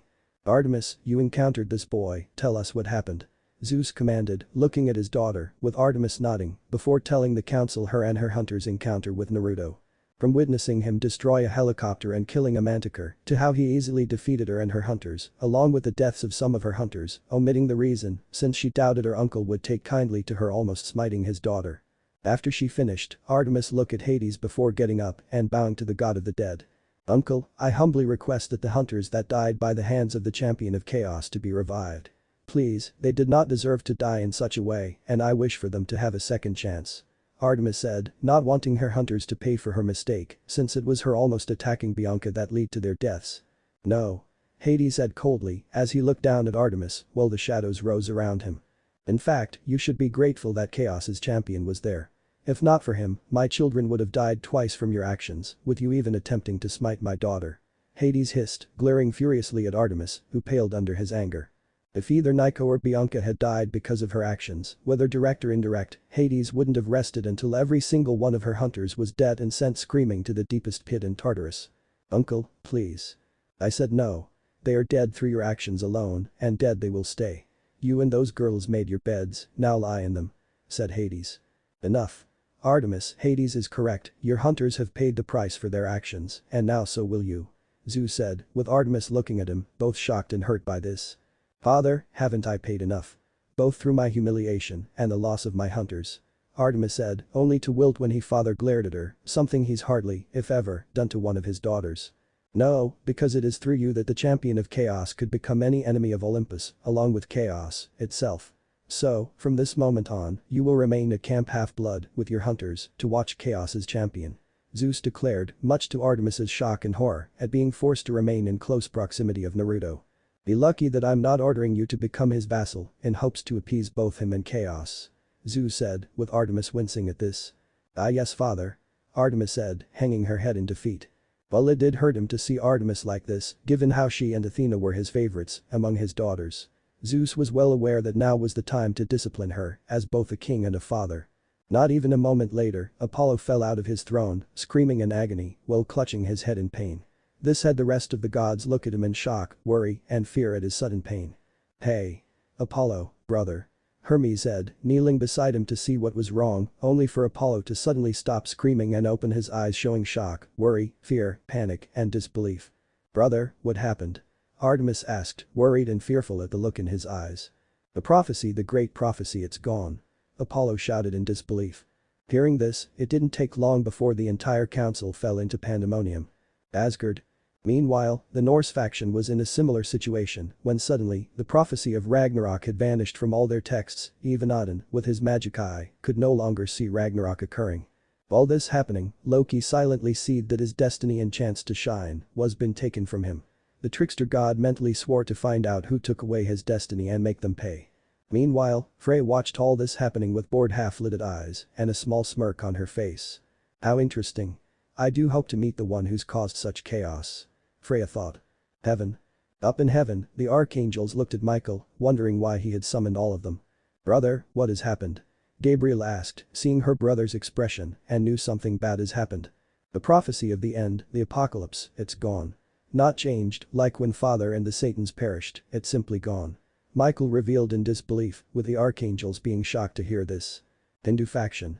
Finally, the Hindu faction was also in an uproar of disbelief, as the prophecy of Brahman's next last judgment and reset of the universe was no longer going to happen, in fact, it would never happen ever again. The higher-ups were currently meeting to discuss how this happened and what could have caused this.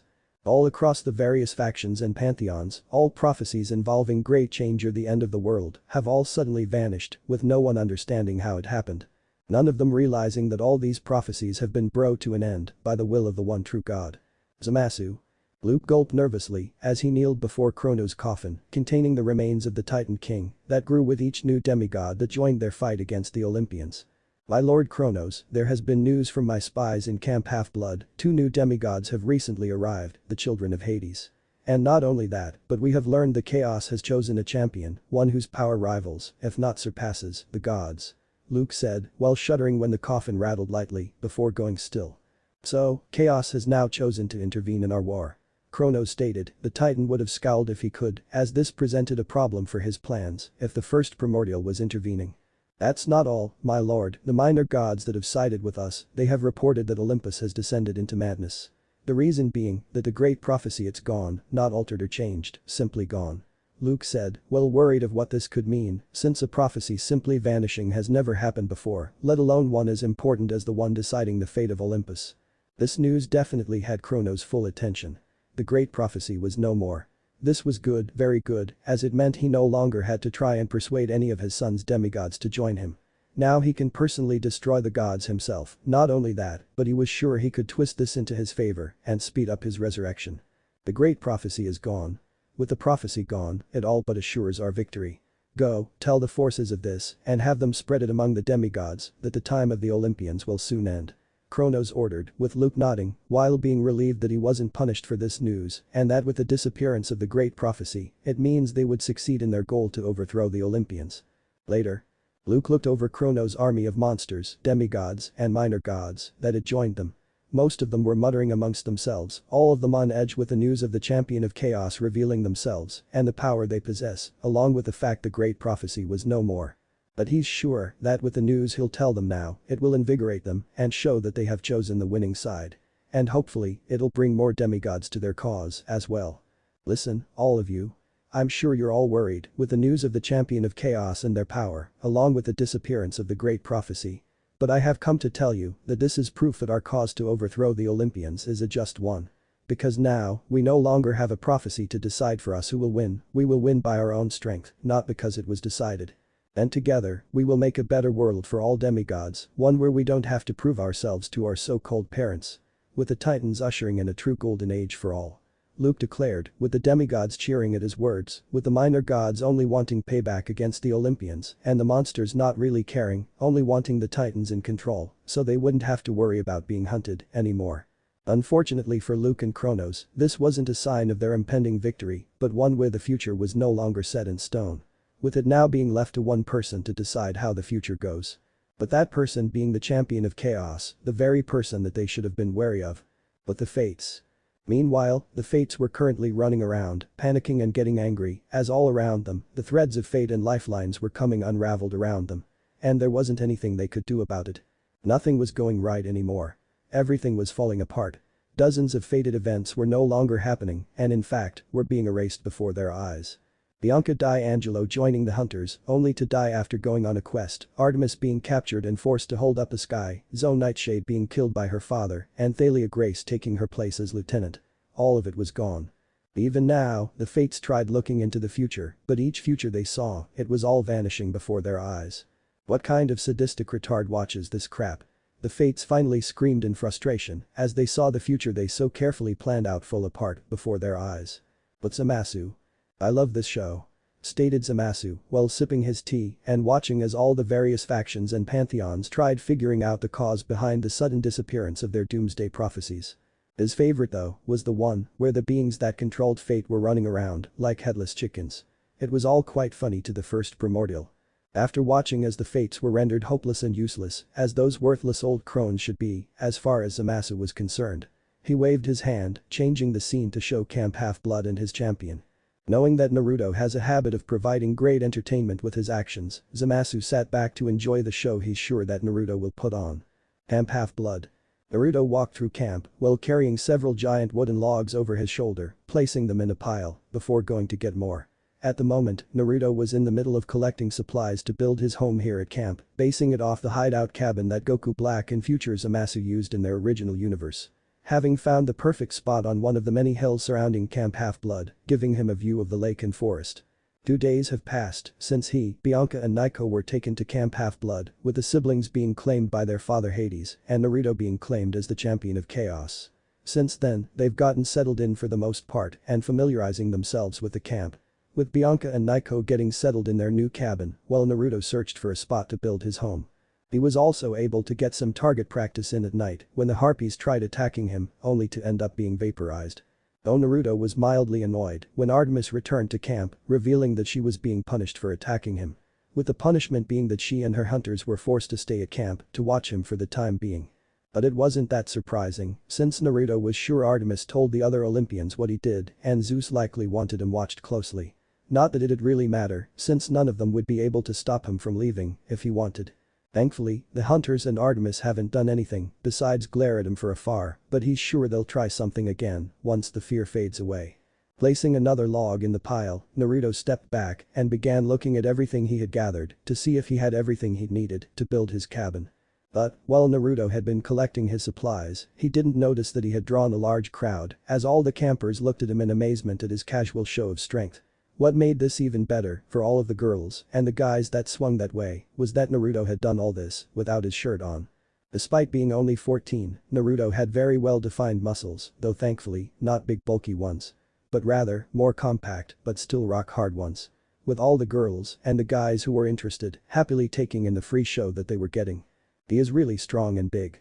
Andromeda muttered with a glazed look in her eyes. How does he do it? Body slam elephants. Said Annabeth, torn between wanting to know how Naruto got so strong and simply admiring the view. Oh, he could slam me all he wants. Thalia said, shamelessly. Thalia. Annabeth said in a scandalizing tone. Don't judge, Annie, you were thinking it too. Retorted Thalia, with the daughter of Athena immediately looking away with a blush on her face. Yeah, Annabeth, we're all teenage girls with the hormones that come with it. So you don't really have any room to claim any moral high ground here. Andromeda said, knowing that they were in the middle of puberty, so it's only natural that they would have such thoughts and reactions. Bianca shook her head in amusement at the expressions on everyone's faces but could understand them.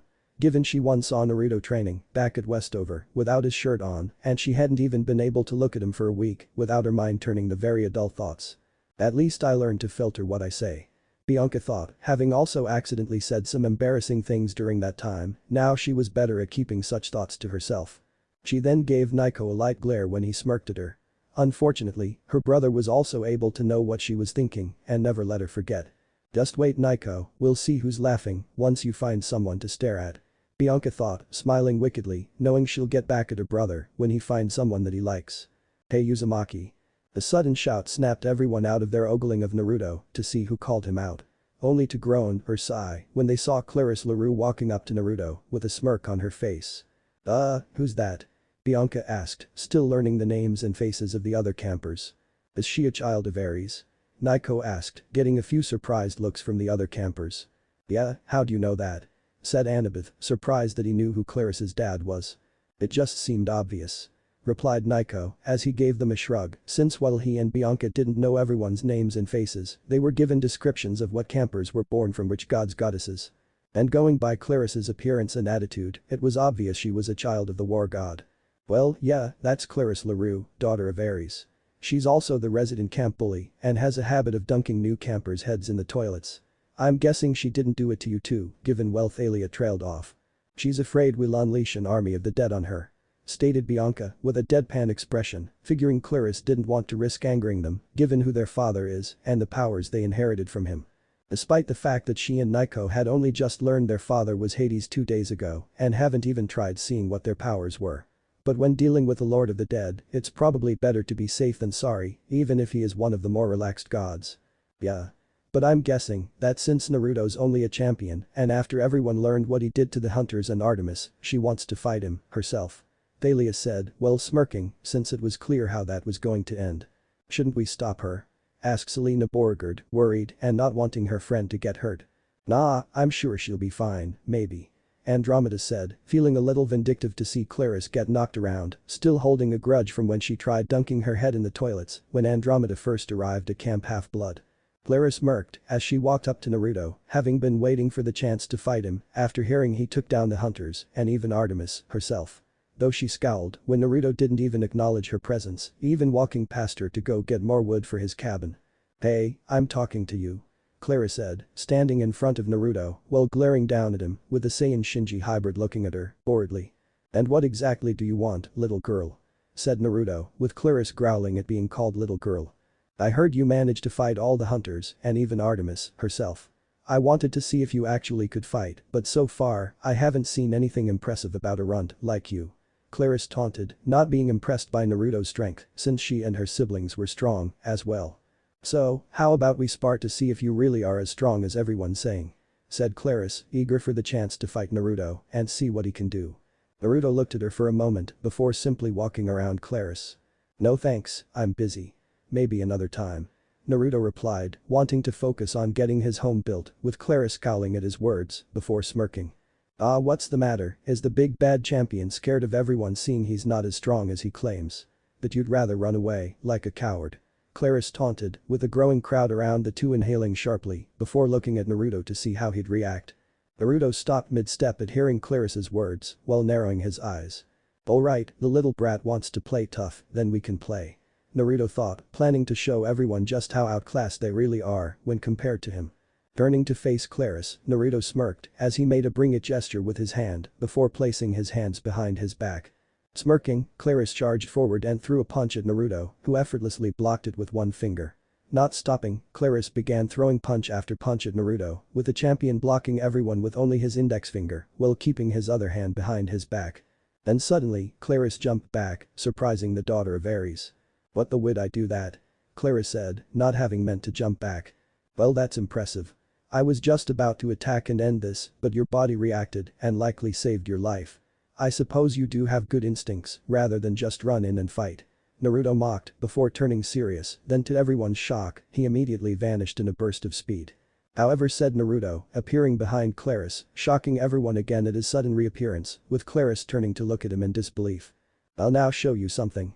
A very small display of true power," Naruto said before raising his hand and flicking Claris, then to everyone's further shock, the demigod was sent flying into the air with a scream. Naruto then vanished again, reappearing behind the airborne Claris, with his arm pulled back to hit her. Only for Naruto to smirk and rather than hit Claris, he merely placed his hand on her shoulder.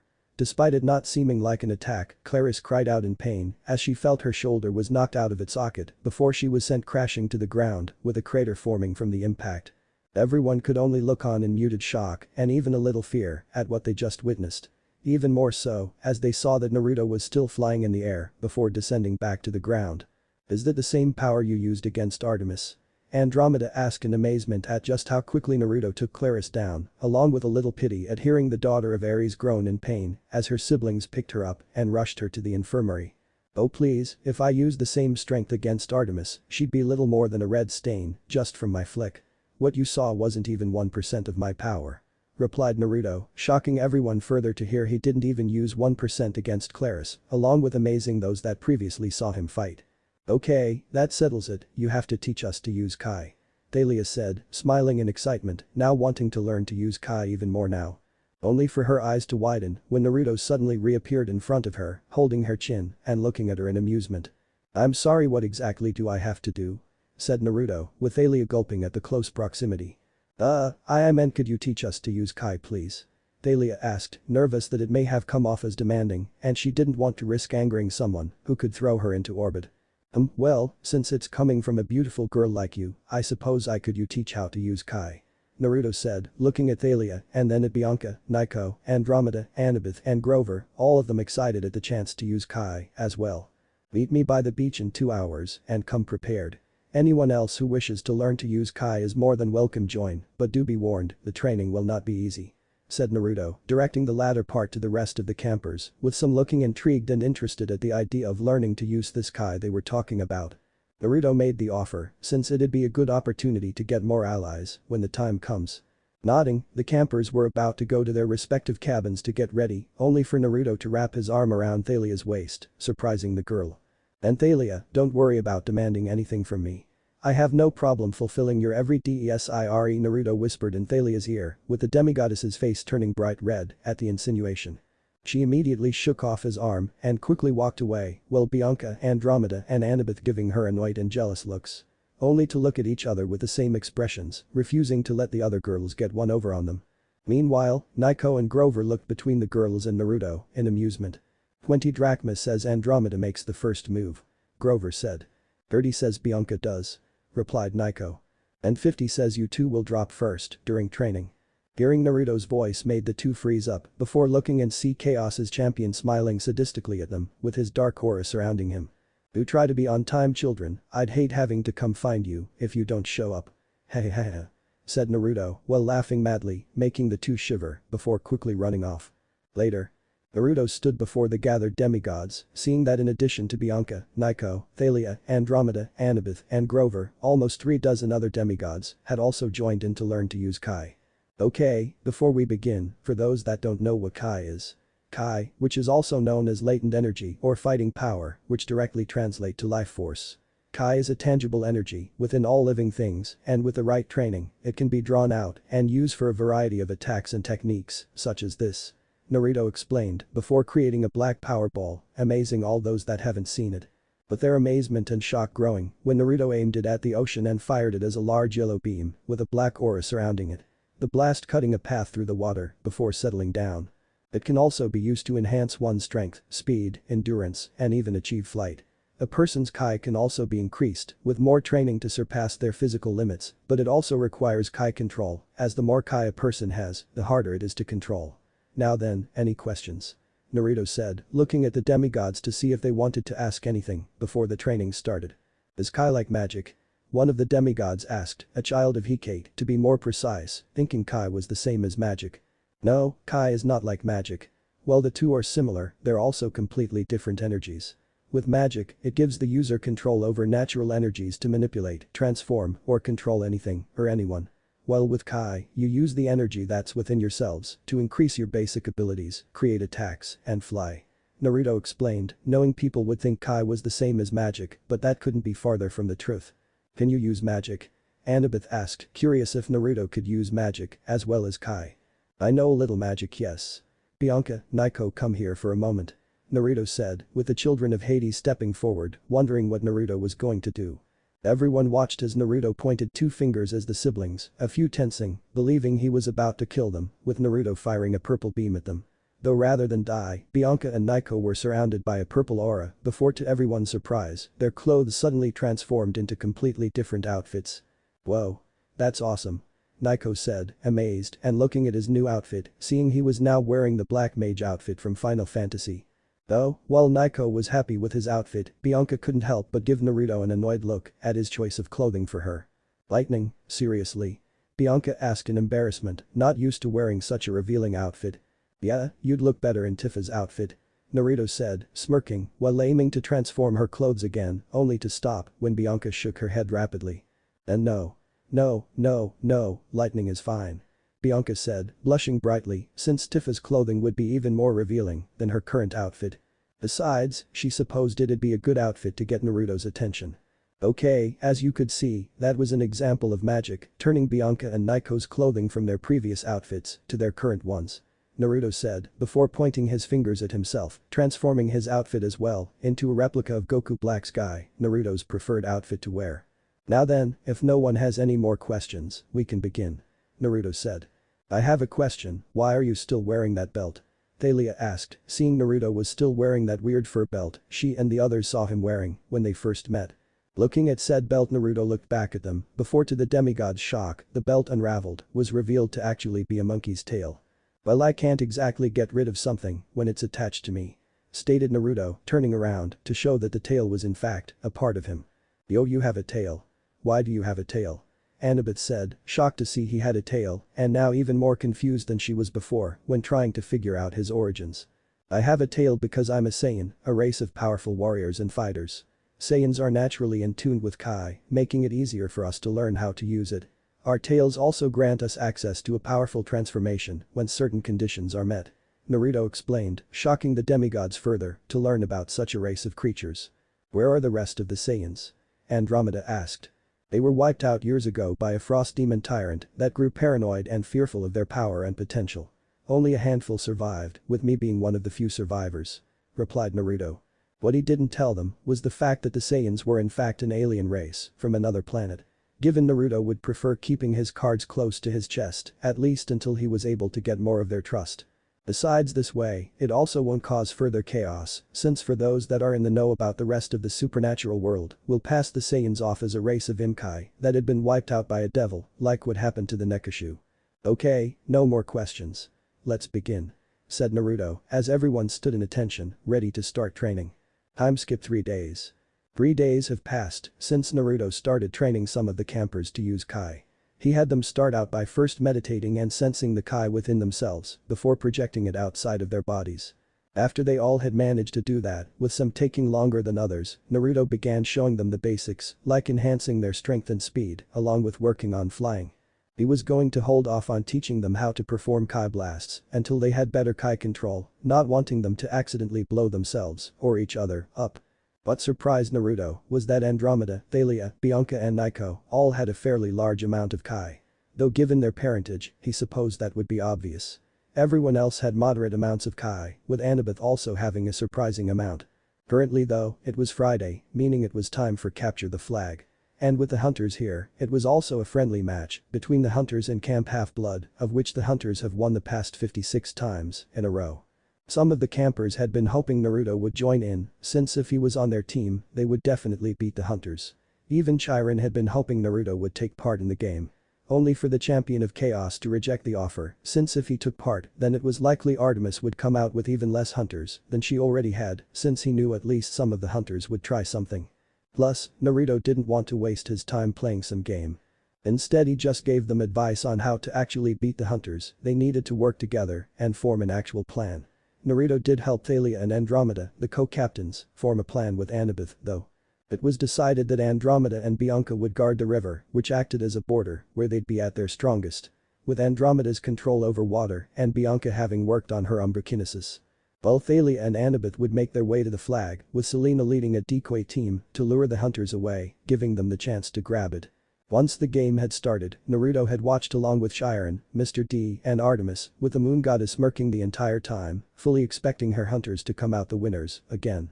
Only for her smirk to fade when she saw the game going in the demigods' favor before being shocked when she saw Thalia successfully cross the river with the hunter's flag. The hunters exited the woods with dejected and downcast expressions, with Zoe being the worst.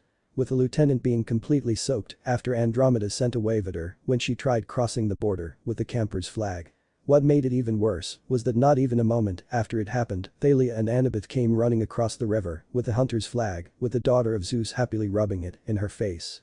"Forgive us, my lady, we failed you," Zoe said, with the hunters bowing their heads to their patron.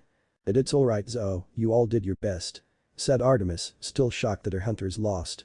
Though the hunters and Artemis's attention turned to Naruto when he started laughing, making them glare at the champion. HM, it must hurt first you lose against me, twice I might add, and now you lose to the campers you hate.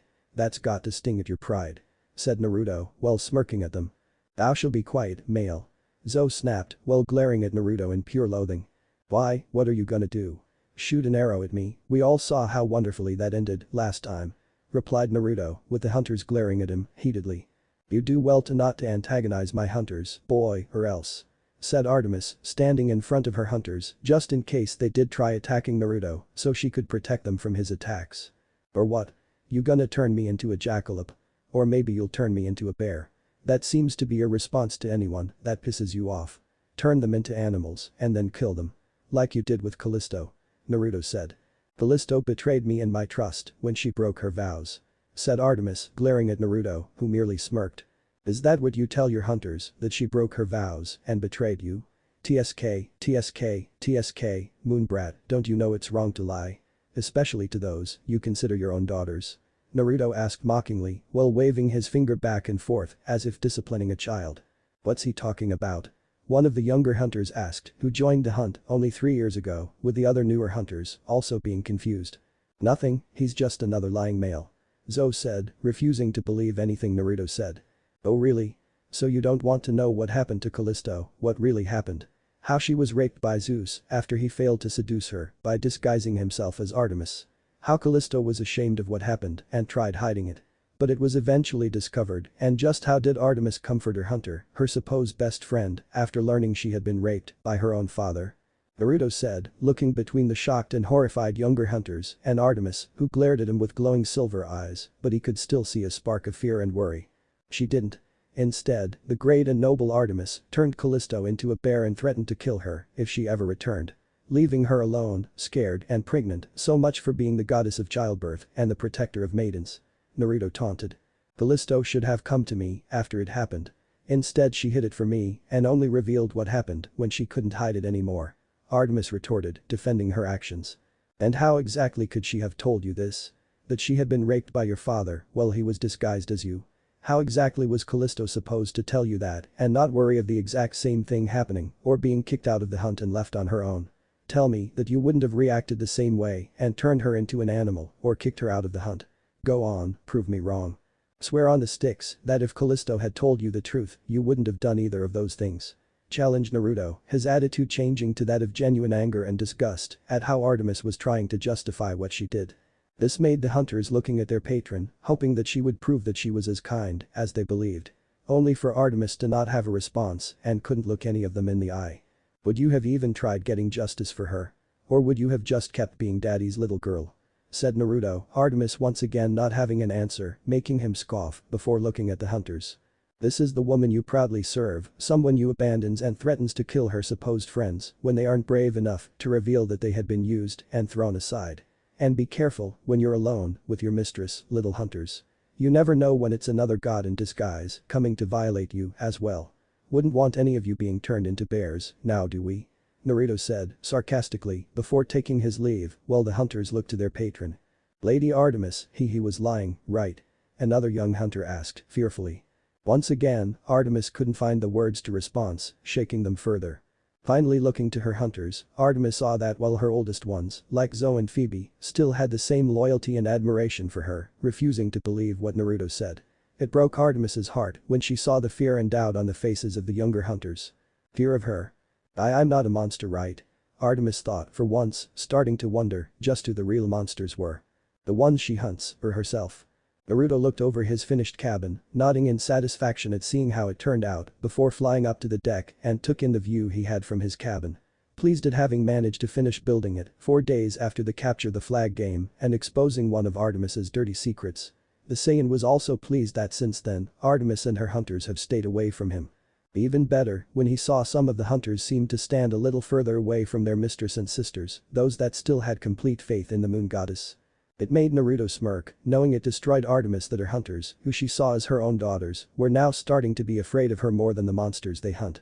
Though he was pulled from his thoughts when he looked down and spotted Andromeda, Annabeth, Thalia, Bianca, and Nico approaching the cabin. The latter two still wearing the clothes he made them during their first training session. Is there something I can help you five with? Naruto asked, wondering why they were here since their Kai training wasn't for another hour. Well, we were wondering if maybe you could, Annabeth said a little nervously, since they weren't sure if what they wanted to ask would be considered personal or not. How did you meet Chaos? Asked Nico in excitement, eager to learn just how Naruto met Chaos and became his champion. Nico? What did I say about interrupting people? Bianca hissed while grabbing her brother's ear, making the boy yelp. Ah, come on Bianca, you wanna know just as much. Said Nico, managing to free himself and rub his ear, hating when she did that, with the daughter of Hades not able to deny his words, since she did want to know. You wanna know how I met Chaos and became his champion? Naruto asked while raising a brow, though he wasn't really surprised, since he figured it'd be something everyone was curious of. After all, it's not every day the first primordial chooses someone to be their champion, let alone interact with the world or the gods at all. Yeah. I mean there must be something special about you that it managed to get Chaos's attention, no offense. Said Andromeda while adding the last part quickly, not wanting to sound offensive. None taken kid. Said Naruto smirking while Andromeda's eye twitched in annoyance. And if you want to know how I became Chaos's champion, then come inside. Naruto said while motioning them to follow him into his cabin. But the demigods being surprised and amazed at the interior, seeing it wasn't like the other cabins and had various beds for campers, instead looking like a regular log cabin. With Naruto motioning them to sit down in the couches and chairs, the Saiyan doing the same. So, you want to know how I became Chaos's champion? Stated Naruto, with the demigods nodding. That's right. How did it happen? When did you meet him? How long have you been Chaos's champion? Why were you Annabeth asked rapidly, unable to deny her curiosity and her desire to know everything of how Naruto became Chaos's champion, only to be cut off by said boy. You must have quite the set of lungs to talk that much. Perhaps later, we can see just how loud you can be. Said Naruto as he winked at Annabeth, making the blonde's face turn bright red. Naruto, can you just tell us how you became Chaos's champion? Bianca said, annoyed at him flirting with Annabeth. Oh, don't worry Bianca, I wouldn't forget my lovely underworld princess. Naruto replied, with Bianca blushing this time. As for when I became Chaos's champion, I met Chaos about 6 years ago. Said Naruto, surprising the demigods. You met Chaos when you were 8. Thalia said, not expecting this, having thought it was only a few years ago, but not that many. Yes. It was after I had gone off to search for my incubator. Naruto answered, now confusing the group. Your incubator? Questioned Andromeda, not understanding what he meant by that. My birth mother, but really she was just an incubator that never raised or cared to check on me. My real mother was my stepmother, Kushina Uzumaki, which is why I use her last name rather than my father's last name of Namikaze. Naruto replied, with his eyes turning cold at the mention of his birth mother, while the demigods were surprised again. Not mentioning that while he did take Kushina's surname in a way to honor her for raising him and treating him like her own son. It was also that his father had been rather distant, treating him more like a permanent guest than his son. Sure, he still spent time with Naruto and called him son, but for the Saiyan, it never really felt genuine, as if he was playing a part in a play that he didn't want to be in. Stepmother? Annabeth said, having a stepmother of her own and definitely never thought of her as anything but a stranger, wanting to know how Naruto could see his own stepmother as his real mother over his birth one. Andromeda also being curious, given her own history with her asshole stepfather. Yes, my birth one left right after I was born, with my father soon meeting Kushina, not long after. With her raising as her own and for most of my life, I actually believed she was my birth mother. But it wasn't until I was 8 years old that I learned the truth after my parents had been murdered and I found my father's journal. Leading to me learning about my birth mother, along with where I could find her. It was after that. I went to go find her to get answers on why she left. Said Naruto, while seeing the demigods looking at him with wide eyes. Naruto, are you a demigod? Bianca asked, with Andromeda, Annabeth and Thalia also wondering this. Since it made sense, given his backstory. A mother that leaves right after he's born, while not knowing who she is, with his parents being killed, likely by monsters. Before learning about her from his father's journal and then going off to find her. It'd also explain why Chaos would choose Naruto as his champion if he's the son of a powerful goddess. Only for that theory to be ended when Naruto scoffed and shook his head. No, I was 100% human before I was turned into a Saiyan. But I'm sure that she likes to believe she's a goddess. Naruto said, darkly while clenching his fists, making them shiver at seeing the anger and rage on his face. Did you find her? Asked Naiko, not noticing the tension from Naruto's expression. Yes, I found her and got the answers I wanted. She left because the only thing I got from her were these. Said Naruto while pointing at his whiskers. Their whiskers? Annabeth said, with Naruto nodding. Well, she wasn't an actual goddess, she wasn't human either.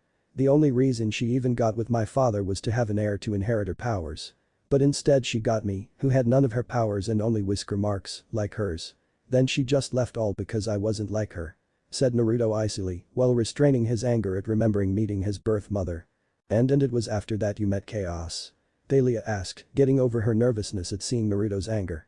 Well, they had seen it against Artemis after she tried attacking Bianca, now though, there wasn't any specific target that it was directed at. At least not one nearby. So, they were understandably nervous that he may just unleash his anger at anything or anyone near him. Yeah, it was after I left, not really knowing where I was supposed to go next, that I met Chaos in a dream.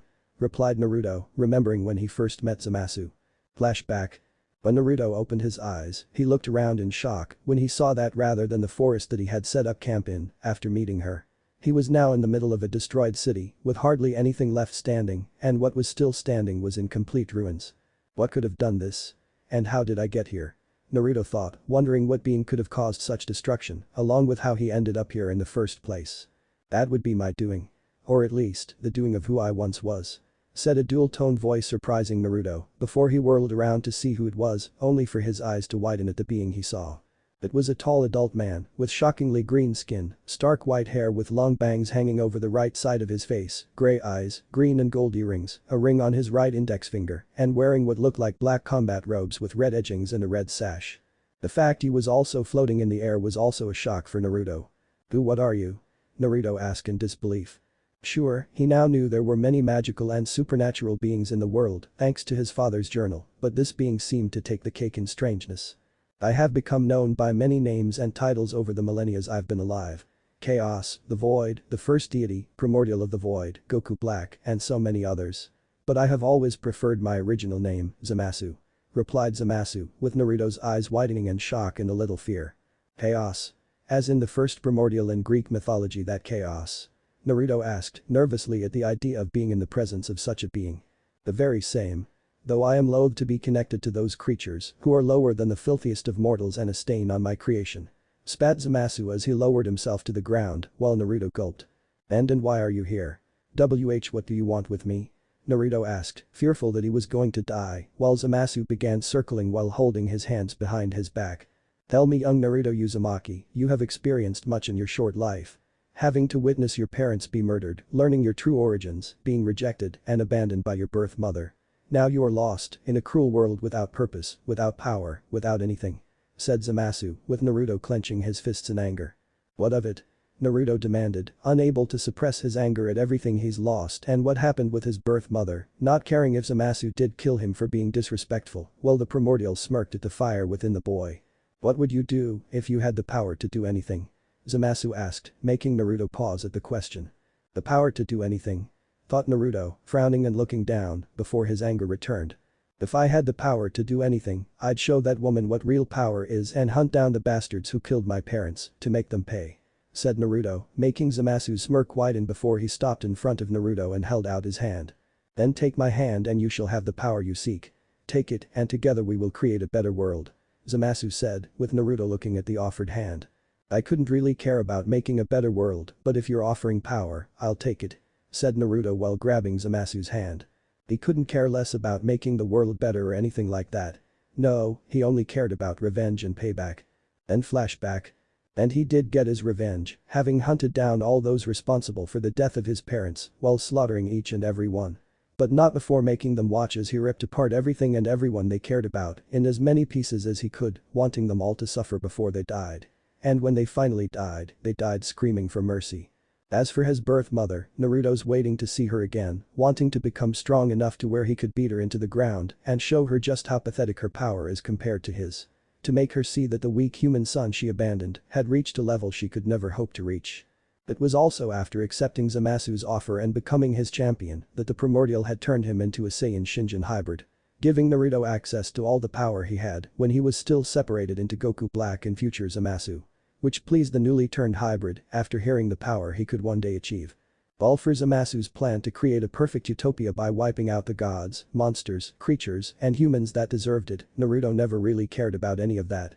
Only caring about his revenge and payback, along with protecting his loved ones after meeting Bianca and Naiko. It was only after his encounter with Artemis that Naruto became fully on board with the plan, if only to not have to deal with the gods constantly on his tail. Not that they could really do anything to him, but if they did anything to hurt the people he cared about, nothing would stop Naruto from destroying the entire planet, as well as every god and goddess along with it. After that chaos began training me to use Kai and my Saiyan power, helping me grow stronger until not even gods could stand against me. Said Naruto to the demigods, while omitting a few details, like Zamasu's true plans. Even while he did trust all of them, he knew they still had some loyalty to their godly parents and wouldn't agree with the idea of turning against, and very likely, killing them. Naruto simply wanted to have them see the truths of the gods before he tells them his plans. Though given Bianca's own research into the gods, she's probably the safest option to tell right now, since she already knows what they're like. But he'll still wait until he can all of them, so they don't feel hurt that Bianca knew before them. All the demigods looked at him with wide eyes, having a hard time believing what they just heard, but also feeling pity for what Naruto went through. I'm sorry to hear what your birth mother did. And I know the feeling of being disappointed and hating a mother. Thalia said, being able to sympathize with Naruto, given her own bitter relationship with her mother. And having to leave home at such a young age. Said Annabeth, remembering when she ran away from home, while knowing they had different circumstances and being on your own. But at least for Annabeth, she had eventually been found by Thalia and Luke, while Naruto had no one. And losing your parents.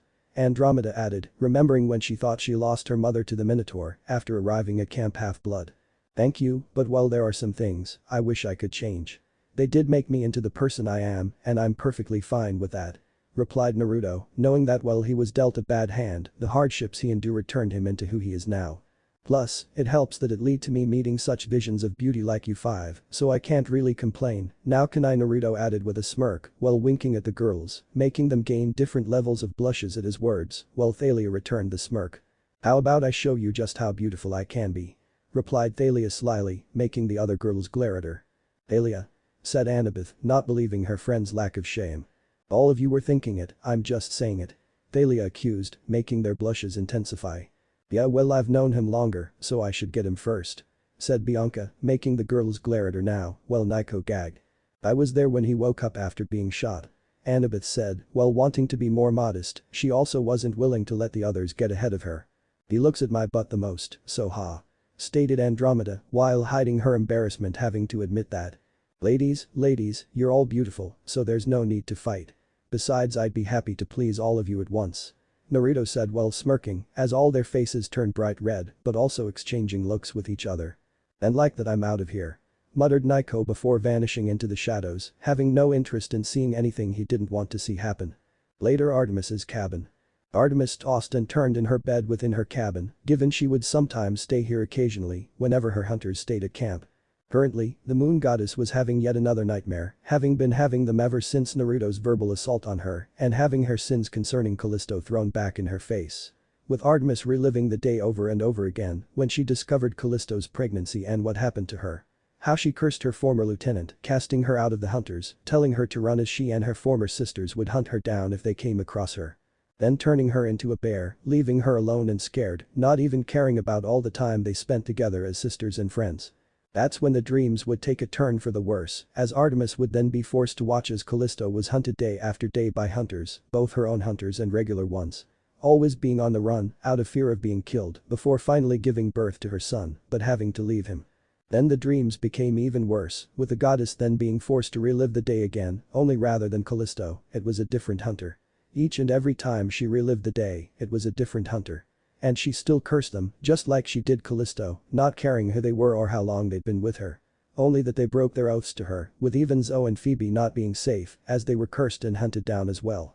And they all ended the same way, with Artemis finding herself on her knees before her hunters, past and present ones, all glaring hatefully at her, cursing her just like she did them. Before she's turned into an animal herself, before hunted down and killed, just like they were. All for breaking her own oath to them, to protect them.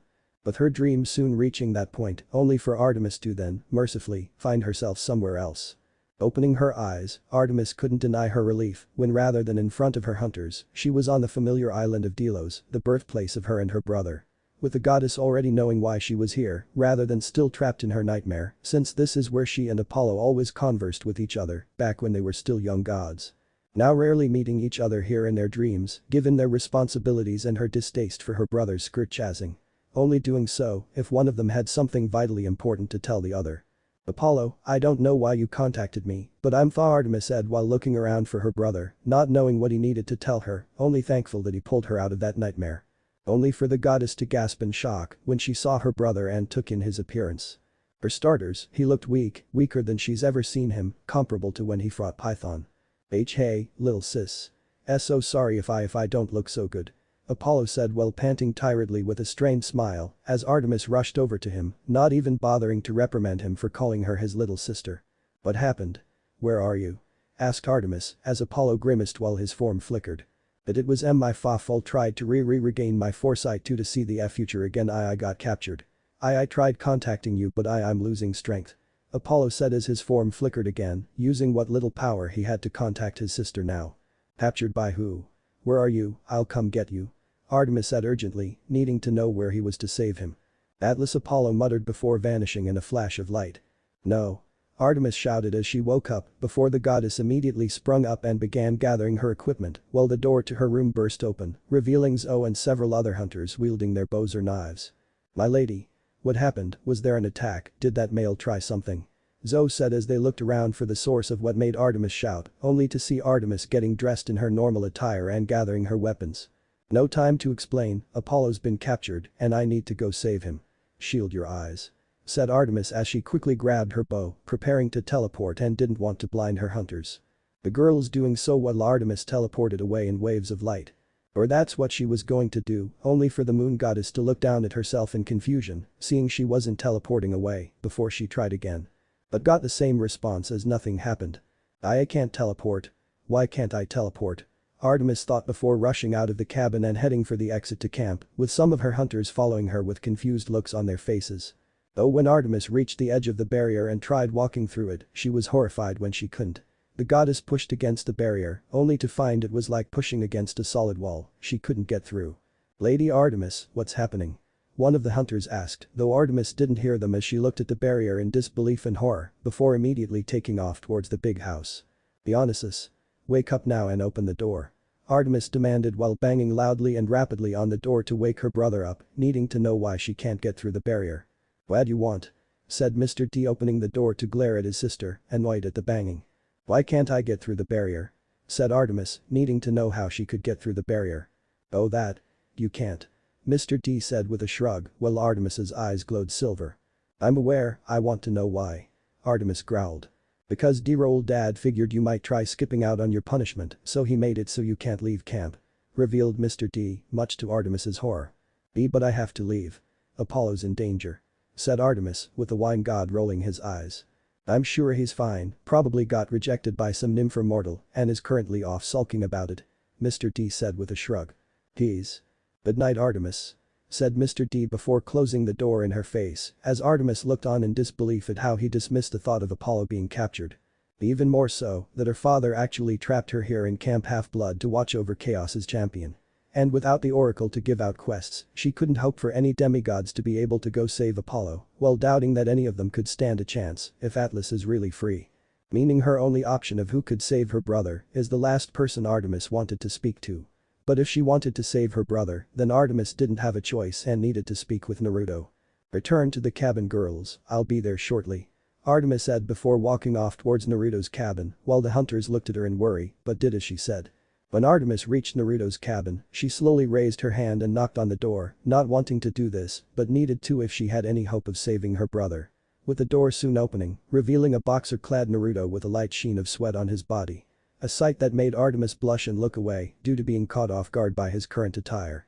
But didn't say anything, especially since what she would have normally said in a situation like this probably wouldn't do her any favors in getting his help. Upon seeing the goddess, Naruto couldn't help but groan as he wondered what she could have wanted. "What do you want, moon brat? If you're looking for another beatdown, come back in the morning," Naruto said, about to close the door only to stop when Artemis spoke. "I need your help," Artemis said quickly, with Naruto stopping as he opened the door again, looking at her in intrigue and amusement. "You need my help? After how your hunters shot me when you tried to kill me? Well, blowing a hole open in my chest, I might add. As well as after how you tried to kill Bianca and then your hunters tried killing me again. Why in every single hell in existence should I help you?"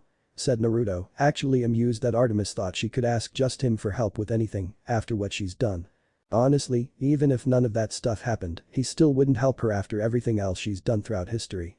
With Artemis flinching at the accusations, knowing he likely wouldn't help her, but knew she needed to convince him somehow. "Please, Apollo has been captured by Atlas and is likely holding up the sky as we speak. I can't save him because I can't teleport or leave camp due to my punishment. But you can still leave, you could save him. Please, I'm begging that you save my brother," Artemis pleaded, not caring about her pride, only that she couldn't let Apollo suffer from holding up the sky any longer. Since only Atlas was capable of holding up the sky forever, and while Apollo was a powerful god, as well as the most powerful son of Zeus at that, even he would grow tired and weak from holding up the sky. And if he stayed under it for too long, Artemis was actually afraid that he may fade. Naruto looked at Artemis neutrally before leaning into her. "And how many sisters lost their brothers because of the crimes that the both of you had committed against humanity?" retorted Naruto coldly, making Artemis flinch. "The sun god can rot under the sky for eternity for all I care. Maybe then, you can feel some of the pain that you've inflicted on who knows how many people," Naruto said before slamming the door in her face and headed back to his bedroom. Where he was greeted to the side of asleep Thalia, Bianca, Annabeth and Andromeda.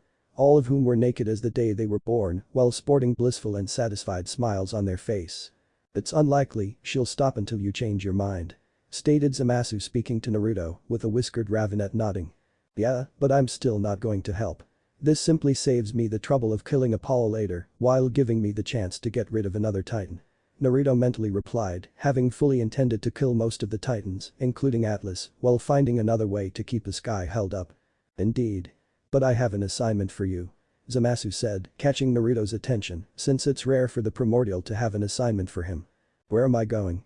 asked Naruto, while being slightly annoyed that he can't rejoin the girls back in bed, but knew that if Zamasu is giving him a mission, then this took priority over a post-sex slumber with his new fuck buddies.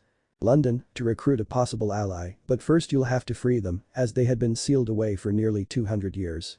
Zamasu replied mysteriously, with Naruto raising a brow, but nodded as he went to get dressed.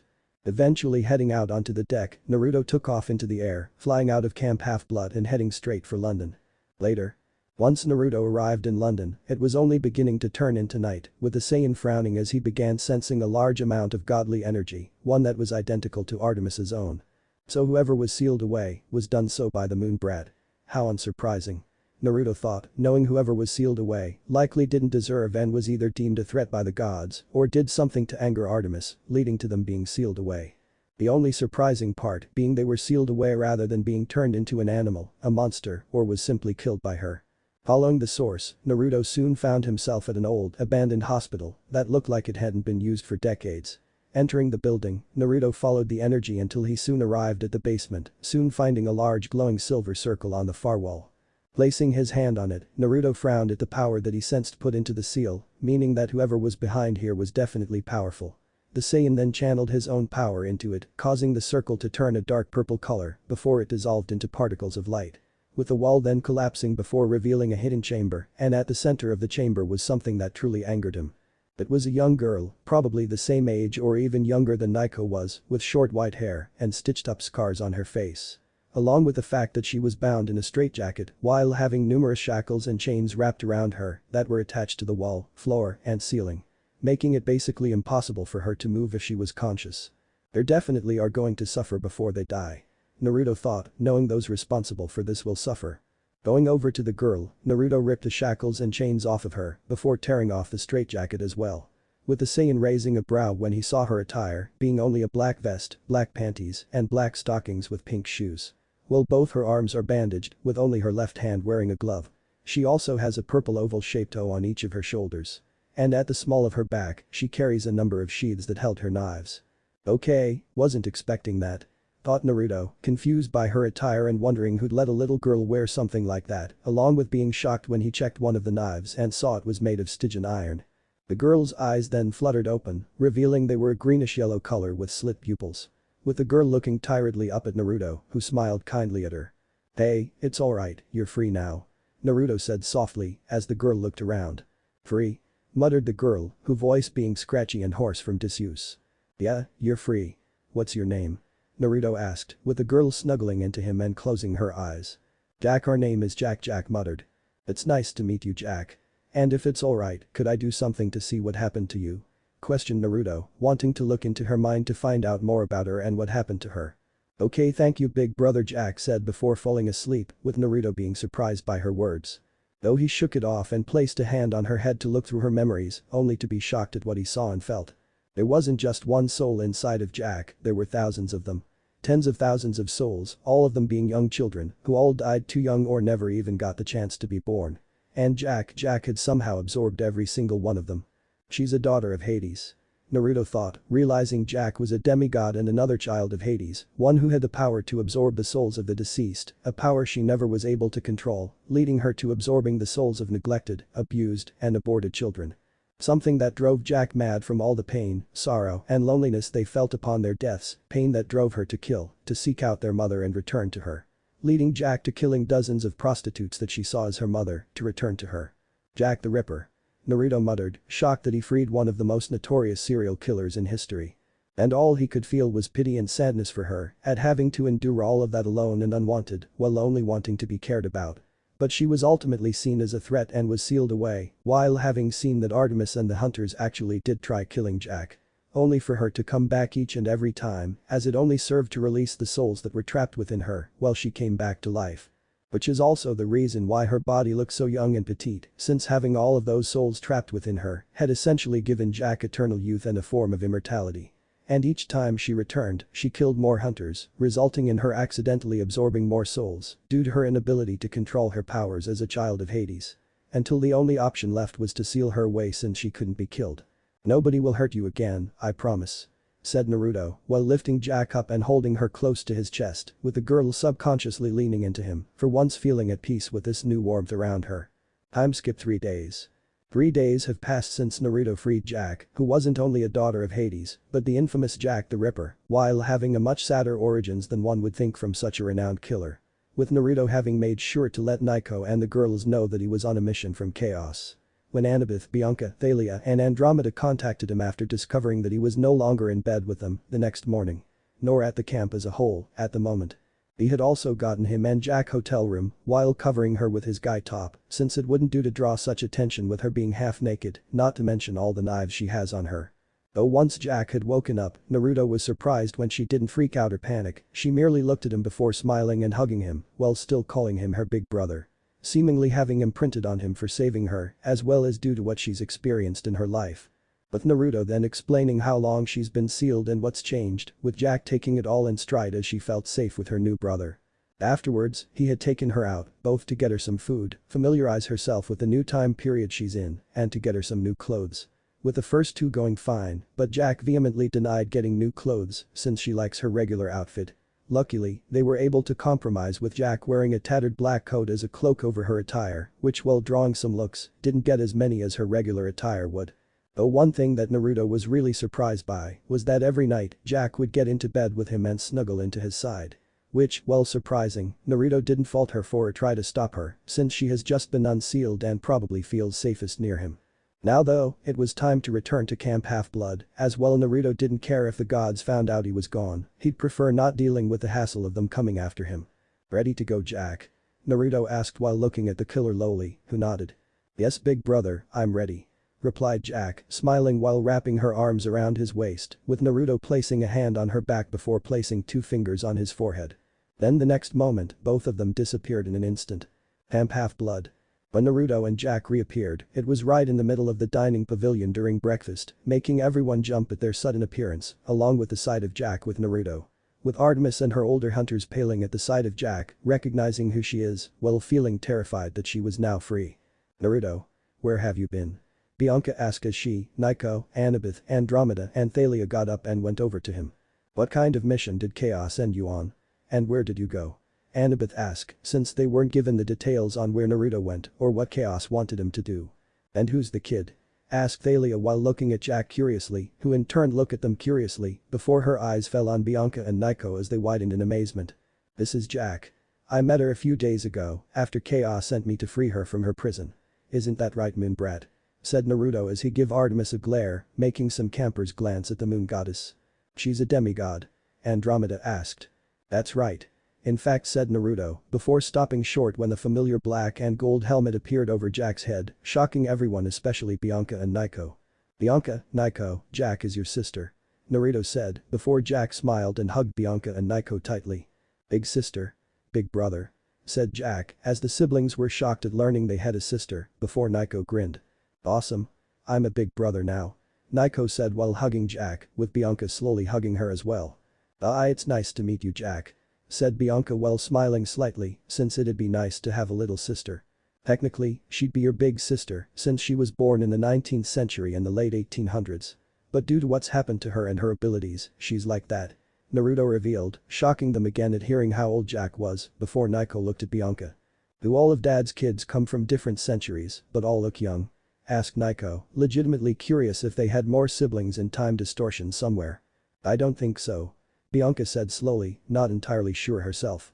Though everyone's attention turned to Artemis when she got up and walked up to Naruto, with Jack returning to his side and glaring at the goddess who sealed her away. Let me guess, you're hoping I changed my mind. Naruto stated, knowing his answer hasn't changed, especially after learning what happened to Jack. Only for everyone to be shocked when Artemis, a virgin goddess and the biggest man-hater in the world, actually fell to her hands and knees in front of Naruto. Please, I'm begging you to help me, I'll do anything you ask of me in return. Artemis pleaded desperately, having gone to his cabin multiple times since she first asked, but when she didn't get a response, she was terrified that Naruto simply left and Apollo was doomed. But now that he's back, Artemis was desperate enough that she didn't care about her appearance or her pride anymore, only that he'd help her. All while Naruto smirked at the sight of the goddess begging on her knees, before looking around and taking in the shocked expressions on everyone's faces. For those of you who don't know, it seems that Apollo has gotten himself captured by the Titan Atlas and is currently holding up the sky. And Artemis here can't go save him because of her punishment, so now she's begging me to help save her brother. Naruto revealed, further shocking everyone while Apollo's children were worried and fearful at what happened to their father. And now she's offering to do anything I want in exchange for my help. Though given how you've wronged Jack by sealing her away nearly 200 years ago, I think it's only fair that she gets to decide. Jack, what do you want to make her do? Asked Naruto while looking at the killer, making Artemis look up horrified that he's asking Jack, terrified of what she'd say given their last encounter. But Jack smiling sadistically as she looked at Artemis before looking at the hunters and pointed at them. Kill. Jack stated much to Artemis's horror, while Naruto hummed in thought. I like it and it's a fitting way of giving her a taste of her family's own medicine. You heard the girl, moon brat. I'll help if you kill all of your hunters right here and now. Put an arrow in each of their heads and I'll go help Apollo. Said Naruto, as Artemis shook in horror, along with some of the hunters, terrified that she may go through with it. I can't do that. Ask for anything else, just not that. Artemis begged, not wanting to kill her adopted daughters. Nope. That's what was decided upon. You want me to help you, then I want you to kill your hunters here, in front of everyone. Your choice moon brat, your brother you've been with your entire life or your hunters that you just end up replacing when they die. Naruto said, as Artemis looked between him and her hunters with tears in her eyes, unable to decide. As no matter what she did, she'd end up losing someone. But if she chose her brother, then she'd completely destroy the faith that demigods have in their parents. But they'd know that no matter what, they'd always choose each other over their own children. But if she chose her hunters, then she'd potentially lose her twin and one of the most important gods, with his dominion over the sun. Not to mention what some of the other gods would do when they learned she chose her hunters over Apollo. No matter what option she chose, Artemis would lose. Me? Artemis shouted, startling everyone. What? Said Naruto raising a brow as Artemis took in a shaky breath. If you agree to save Apollo and spare my hunters, then you can have me however you want. Artemis said. My lady said Zo, horrified at such a thought and what Artemis was doing, only be silenced by Artemis, giving her a warning look before the goddess looked back at Naruto. I'll even let you take my virginity, if that is what you want. Said Artemis. And how do I know you'll uphold your end of the agreement? Naruto demanded, with the moon goddess taking another breath. I, Artemis goddess of the moon, wilderness, archery, forest, radiance, the hunt, maidenhood and childbirth, swear on the river Styx to uphold my end of the agreement between myself and the champion of chaos, Naruto Uzumaki. To give myself to him, however he desires. Should I break this oath, may chaos strike me down. Artemis swore with thunder overhead, signifying the oath was made, as everyone was completely shocked into silence. Artemis did this to prove to not only Naruto, her hunters, and to herself that she'd keep her word but that she genuinely cared about her hunters as well. And didn't see them as disposable pawns to replace when they died. Though she shivered when Naruto walked up to her and smirked at her. And if I told you to bend over right now and present yourself me, you'd do it? Naruto asked, making the goddess gulp but nod.